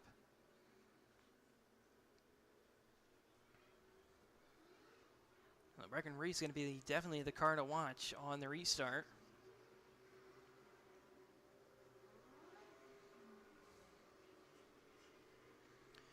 Track crew helping Clay Frederick get turned around over there in turn 2. Waiting on the tail end of the field to get on by. And then he'll tag on at the tail. Still not 1 to green. I mean, if I had to guess 2 to green this time, I don't think we're seeing any scoring disputes this time. Everybody pretty much maintaining their position they believe they're in, and that's mostly correct, it looks like. Maybe not 2 to green. Clay Frederick still trying to get some assistance getting fired. So we're going to be extending here. They were looking for 1 to green this time. I don't think they're going to get it. they get it'll be right at the last second as the tower's looking at the tail end of the field, making sure everybody's set correctly.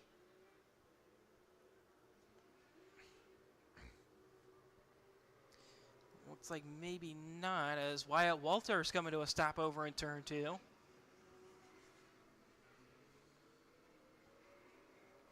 So that will extend the caution even further. Very tough break there for Wyatt Walters. He's in the 11th position and starting to make his way forward in that number 4 machine. Was up 3 spots off the initial start.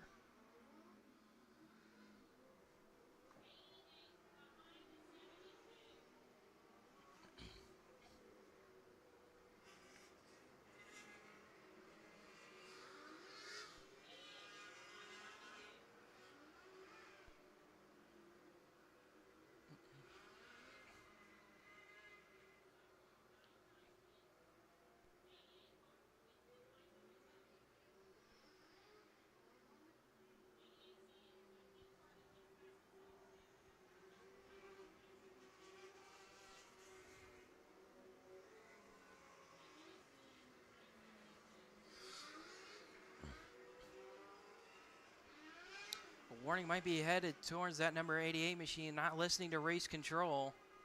Needs to be stepping in behind the 72 of Sam Johnson. This is definitely extending the caution longer than it needs to be. Max Crabtree finally looks like gonna get set in line.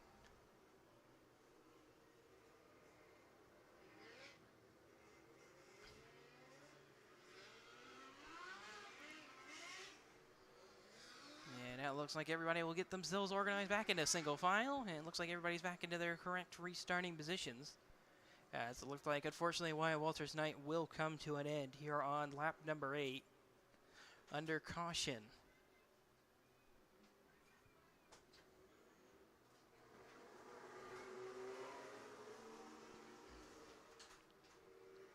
A very tough break there for Wyatt Walters. See him out of the car, helmet's off. Tough night for Wyatt. Looked like he had a pretty good race in hand. Looked like he may have had a shot at a top 10, maybe even a top 5 if he was able to run every single lap, but unfortunately just not in the books for Wyatt Walters tonight.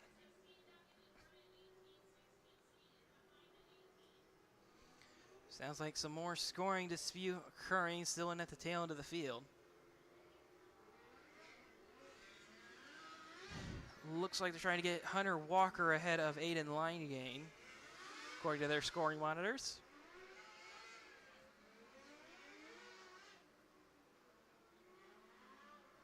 And it looks like they will just about get that order correct. 1 to go signal being given to the field this time.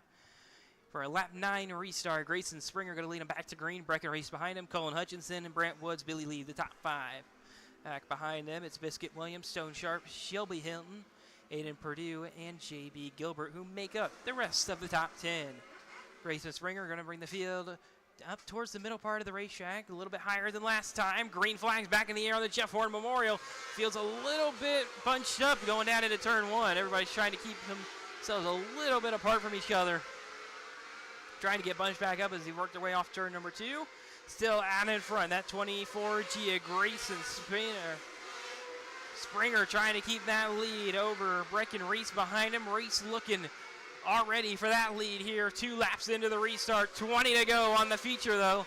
It's the same distance left as every other feature tonight. It's 10 laps further distance than any other feature has run tonight here at Coles County Speedway. And now Breckenreese all over the tail end of Grayson Springer for their feature lead as they make their way back into turns 3 and 4. Breckenreese definitely the faster car. We saw the same deal happen in the heat race.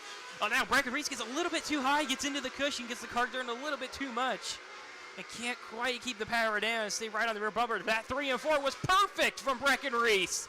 Breckenreese looks to the inside, can't make the move stick on Grayson Springer. Springer does a great job. Caution's going to come out for trouble over in turn number 4. See Hunter Walker turn sideways in front of another car. Might be Stone Sharp, I'm seeing. No, Stone Sharp's still running on the racetrack. Not sure which car I'm seeing over there. Stuck behind the 16W. Looks like they were hooked together, whichever that other car was.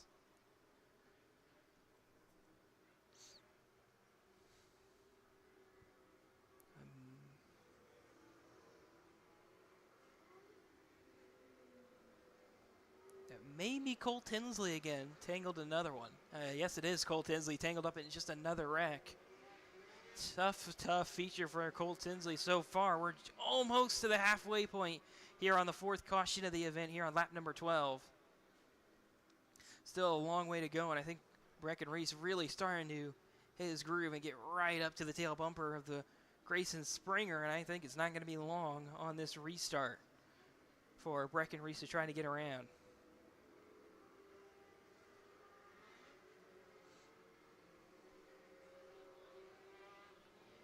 Breckenridge absolutely going to have to choose the battle, though, with 18 laps to go as they come back to the restart.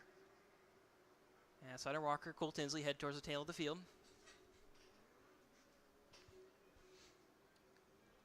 Definitely the question of, can Grayson Springer keep them behind? I'm not sure Grayson Springer really has all that good of a race car. It looks pretty good so far on the defensive, but I'm not sure it's going to be enough to keep Breckenridge behind. Breckenridge at least a tenth faster, and he was behind him that last lap before the caution.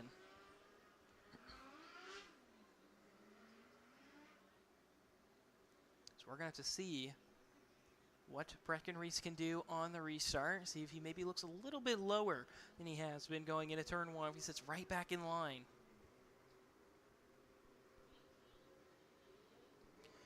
Once again, looks like a little bit of scoring dispute happening out on the racetrack. A couple drivers trying to plead their case. Race control getting them set right back into their correct positions.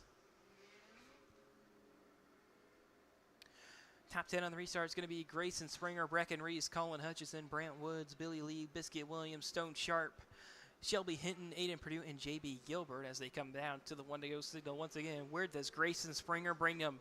Tried down low, tried half a lane higher. It's not really working for that 24G machine. Gets a great jump, but just loses it and over in turns 3 and 4. Really got to figure out turns 3 and 4 for that number 24G machine. But where's Grayson on the Jeff Horn Memorial Race? Breckenridge already trying to make moves. Woods and Hutchison going at it for the third spot. Here comes Breckenridge for the lead. Not going to get it off turn 4 as Grayson Springer able to power back around on the inside off a crossover move. It's just going to be enough to stay ahead as they come around to complete lap number 14. Coming to the halfway point next time by. The field's trying to stay managed. Clay Frederick getting pushed up the racetrack, almost into some trouble. And Grayson Springer leads the first 15 laps of the Jeff Horn Memorial. 15 down, 15 to go for that 24G machine. If he can stay out front, maybe not. Here comes Breckenridge again. Big slider going down into turns 3 and 4. Crossover move coming back from Springer. Springer leads that lap just enough. Can't quite stay ahead off of turn number 2. Gonna have to throw the slider down here, but the defensive line thrown from Breckenridge. Is it gonna be enough off turn 4? Yes, it is. Breckenridge leads lap number 17. Breckenridge now clear as they come off of turn number 4. And now Grayson Springer got to set in line. Watch that car in front of him as he continuing to fade further back in the field. Brant Woods all over the rear end of him as a couple of cars getting tangled over in turns 1 and 2. 28 will pull down to the infield. And that will end his night. Tough break for him as the rest of the field managing to find their way back through into turns 1 and 2, looking for the leaders off of turn number 4 to come to 10 to go. That time by Breckenridge with a half a second advantage as they make their way back into turns 3 and 4. Grayson Springer seemed to find the mark, and he's starting to reel back in that 12J. Maybe not. The 12J figuring it back out again. Breckenridge back out to pull out another 10, but here we go. Lap traffic going to be a factor in this one. 8 to go this time by. Out in front, Breckenridge gets a little bit higher every single time over there in turns 1 and 2. Got to be thinking maybe flirting with that outside wall in turns 2. Just getting right into lap traffic now. Now the battle is going to happen with lap traffic. I believe that it's trouble for the leaders. Lap traffic going to be involved. Caution's going to come out as one car going sliding into the outside wall with some sort of issue. That'll be the 24G of Grayson Springer. had some sort of problem going down into turn 1, or turn 3, excuse me, at the time of the caution. Sparks were flying under that 24G machine. Hunter Walker pulled down to the infield. That stacked up the rest of the field behind the race leader, right in front of the race leader. Oh, Hunter Walker out of the race, along with the 28H, it looks like.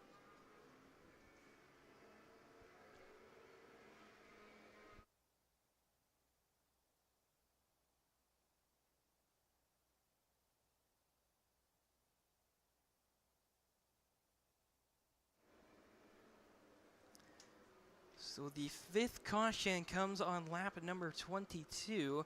Shelby Hilton now joins Hunter Walker out of the race. So Brecken Reese got into some trouble there with lap traffic. It appears to be that 16C car. Got a little bit tangled with. Sam Coleman really trying to fight to keep on the lead lap. That battle does in fact come out on top for him. Definitely comes at a cost, though. A lot of damage, maybe a lot of damage, maybe a little bit of damage for that 16C of Sam Coleman. Maybe a little bit of damage for that 12J of Brecken Reese. So the restart will come with 8 laps to go here in the Jeff Horn Memorial 9-wing micro feature. Field still working on getting into their correct restarting positions. Looking down there to turn 1. Not seeing a ton of damage on that 12J machine. Might just be okay overall. And Grayson Springer may be something that might become even worse of a problem. This caution might help, caution might hurt him. There's definitely sparks were flying out from behind that number 24G. When Grayson Springer came around, slapped the outside wall. A little bit of a tank slapper up there in turn 3.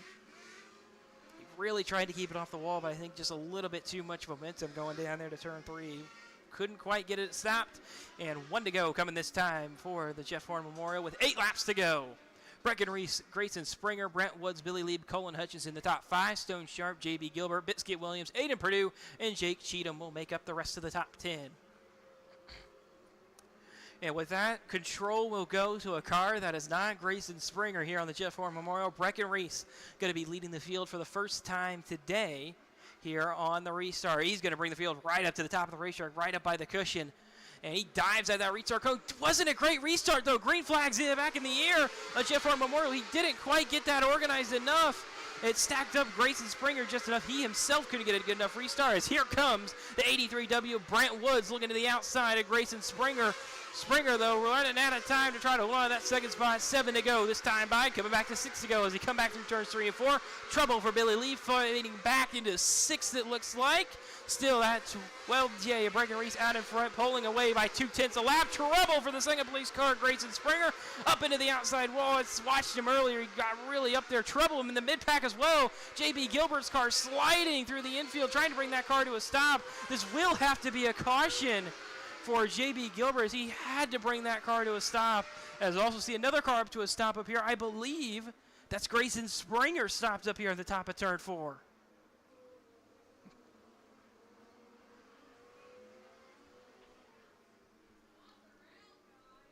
Yeah, I'm fairly confident that's Grayson Springer. And wow, what has happened? I've noticed that issue just before the caution. Slapped the wall again under green just after the restart. Car faded back, and I think he might be out of the race. Looks like they may be heading up on the hook. Grayson Springer, just such a tough break for that 24G machine. Was way out in front of the field for a little bit. Brecken Reese clawed him back in, and then I think maybe pushing a little bit too hard. Sparks came flying out from behind that 24G, and I think the night is over. The pole sitter out of the race here on lap number 24. Just 6 laps short of finishing this event. Wow, what a tough break for Grayson Springer.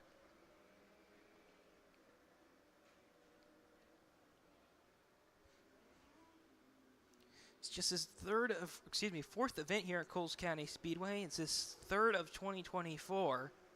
still winless at this, or not quite winless in 2024. Last win came in 2020. It was a completely different racetrack back then in 2020, though. It's the first time the backstretch wall was put back in place. Was out for about 20 years or so. Backstretch wall found its way back in place during COVID. And with that, 1-to-go signal coming to the Jeff Horn Memorial once again. This time it'll be Brecken Reese, Brant Woods, the top 2, Colin Hutchinson, Billy Lieb, Stone Sharp, the top 5, JB Gilbert, Biscuit Williams, Aiden Purdue, Jake Cheatham, Aiden Linegain, the top 10, as Brecken Reese going to bring the field right back to the top of the racetrack. Right all over him, though, Brant Woods was waiting on him. He knew when he was going. Green flag's back in the air on the Jeff Horn Memorial, 6 to go. Oh, trouble for the leader in front of the field. This is going to cause 3-4 cars to get involved. We're going to have a new leader on the restart. Oh, my goodness. Brecken Reese. He had the restart he needed. Maybe he got a little bit too greedy. It just goes for the spin, collecting Brant Woods and Colin Hutchinson over there in turn 2. Both those cars, a lot of damage on that 83W car, the red car. That's in front. Brant Woods seen a ton of damage on the right front of that car. And wow, what a shocking turn of events here in the Jeff Horn Memorial Race. Obviously, a lot of damage going to be on that 12J machine of Brecken Reese. Is this how Billy Lieb can find himself another victory at Coles County Speedway? Billy Lieb was 5th on the restart, and now it looks like he's going to restart in 2nd. Billy Lieb can absolutely get on it. He started 8th. One last week here at Coles County Speedway. He's looking for his 2nd win of the year. And wow, what a shocking turn of events. JB Gilbert pulling his car a little bit further closer to the pit area. And it looked like him and Wyatt Walters were looking over their cars respectively. Looks like they're going to be trying to give the 1-to-go, not quite. And this is just completely shaking up the field. 2nd through 4th completely out of the race now from that previous restart.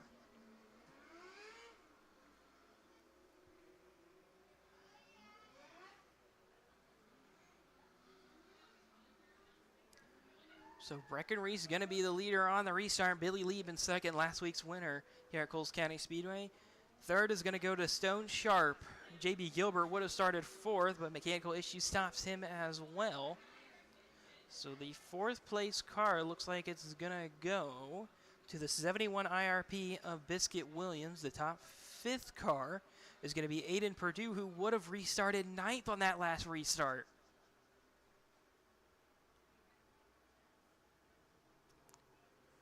Track crew's still working on getting these 2 cars separated over in turn 2, and wow. 4 fastest race cars we've seen all night, all now with some serious damage.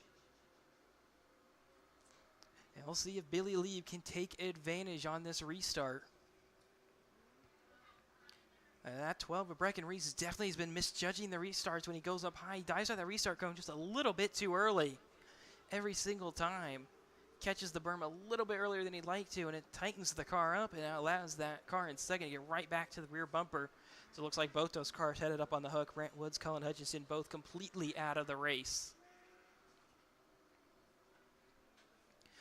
And there's only 6 laps to go in the Jeff Horn Memorial non-wing feature. Another car pulling in, and whoa, it's another car that was close to the front of the pack.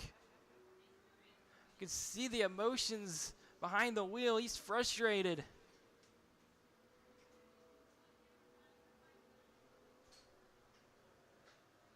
A lot of damage on that number 83 of Colin Hutchinson. Looks like he's just going to drive it back himself. Can't quite make out the number on that car that is down in the infield now. It's not the 71. Might be the 72W of Jake Cheatham. I believe it is. Kevin, I'm not sure if you can hear me down there in the infield, but if you can confirm that, that would be great.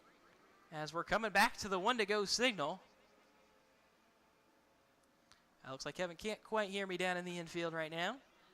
So 1 to go being given to Brecken Reese. Billy Lieb right behind him, Stone Sharp. Then you'll find Biscuit Williams and the 25 of Aiden Purdue.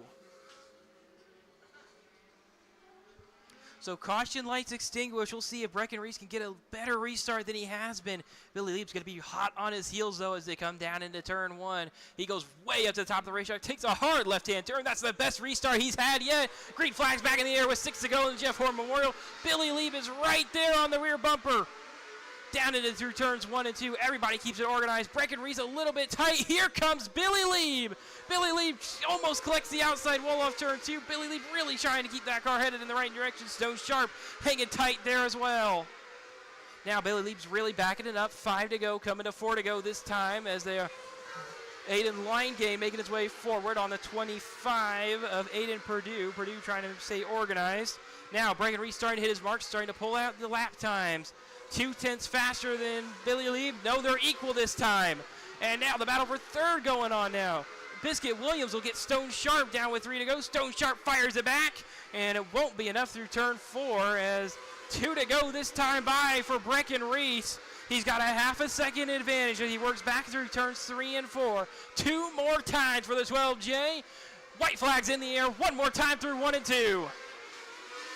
Turn 2, it's a calamity corner. He's smooth through there. He's looking to be smooth through turns 3 and 4. The car gets tight. Checkered flag's in the air. That's a big celebration for the 12J of Brecken Reese celebrating across the line. Brecken Reese is going to win $5,000 here in the Jeff Horn Memorial feature. Billy Lieb, what a great race you had yourself. The man who finished in second, and man, Billy Lieb, he was right there with him, knew it was his time to try to take advantage, just didn't quite have enough. Biscuit Williams as well, great race from Biscuit, finishes in third after a 12th place starting spot for that 71 IRP. Stone Sharp fourth, Aiden Lightgate will finish in fifth, Aiden Purdue sixth, Zach Gorski seventh, Sam Johnson eighth, Cole Tinsley in ninth, Max Crabtree 10th, Clay Frederick 11th, Caleb Woodward will finish in 12th. Sam Coleman, the last car running, will finish in 13th. Grayson Springer, Brent Was, Colin Hutchison, J.B. Gilbert, Jake Cheatham, Chevy Boyer, Hunter Walker, Shelby Hinton, Wyatt Walters, Cole Kurtman, and Brendan Rose. All the non-finishers from 14th through 24th. 10 cars did not finish, and it looks like Brecken's already out of the car. All right, let's give a big round of applause to Brecken Reese, your Division I Composites Non-Wing Micro Feature winner here at the Jeff Horn Memorial.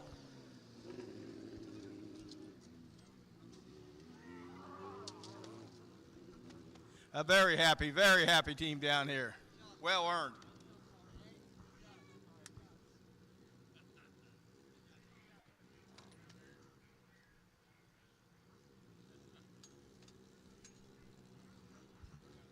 All right, Brecken. First off, congratulations for being second annual Jeff Horn Memorial feature winner here at Coles County Speedway. You guys had a heck of a battle out there for a long time. You want to give us a rundown on your ride? Yeah, no, it's just kind of waiting for the right time to race Grayson, and luckily kind of slipped up a little bit out of two, and I was able to race him, and got some good racing there. And then I first want to apologize to Brant Woods and the other 83 car. I mean, I just half spun on the start, wasn't good, but glad I was able to race everybody else clean. Tried to and made a few mistakes there, but yeah. Does the $5,000 purse make you go a little harder? Oh yeah, for sure. I mean, anytime I hop in this car, I want to do it for Frank and want to just give my all every time. So, but the money is definitely a bonus. All right. Yeah, I want to thank Frank Galusha, Kyle Thompson, Sierra Towan, everybody that B&B Chassis, everybody that works on this car. I mean, car is so good all the time, and they do a great job. Excellent. Well, first thing, apologies because we don't have a big check printed. Reasons beyond our control. I have a surprise for you here because right over here I have the Jeff Horn family here to congratulate you in Victory Lane. Come on up, guys.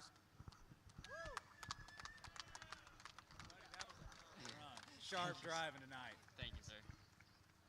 Well, again, we want to thank everybody for coming out to the race tonight. And, of course, we got to congratulate you on an awesome run. I mean, this was good racing tonight the whole way through. Good show of everything. but way to carry through, way to hold up for it. We'll be happy to see you again next year. Thank you. Thank you guys for coming. Oh, yeah. Welcome. Came from Dallas this morning, so I appreciate it. Does this make you want to get back in the car again? Don't ask questions you don't need the answer to. All right. All right, folks. Once again, let's give a big round of applause to Brecken Reese, your Vision 1 Composite Non-Wing Micro Feature winner at the Jeff Horn Memorial here at Coles County Speedway.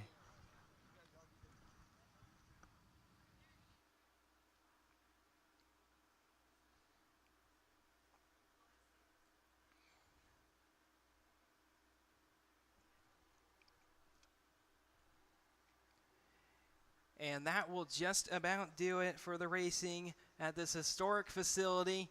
It's a fantastic night of racing. Once again, had to avoid some weather earlier this afternoon, avoided that. And of course, we'll put on a great show anytime we can get enough cars out on the racetrack. Really, any cars out on the racetrack. If it was just 2 of them, it's always a great show here at Coles County Speedway. Tonight's no different. And how about a first win for Brecken Reese down here at Coles County Speedway? First time winner here at Coles County Speedway, Brecken Reese.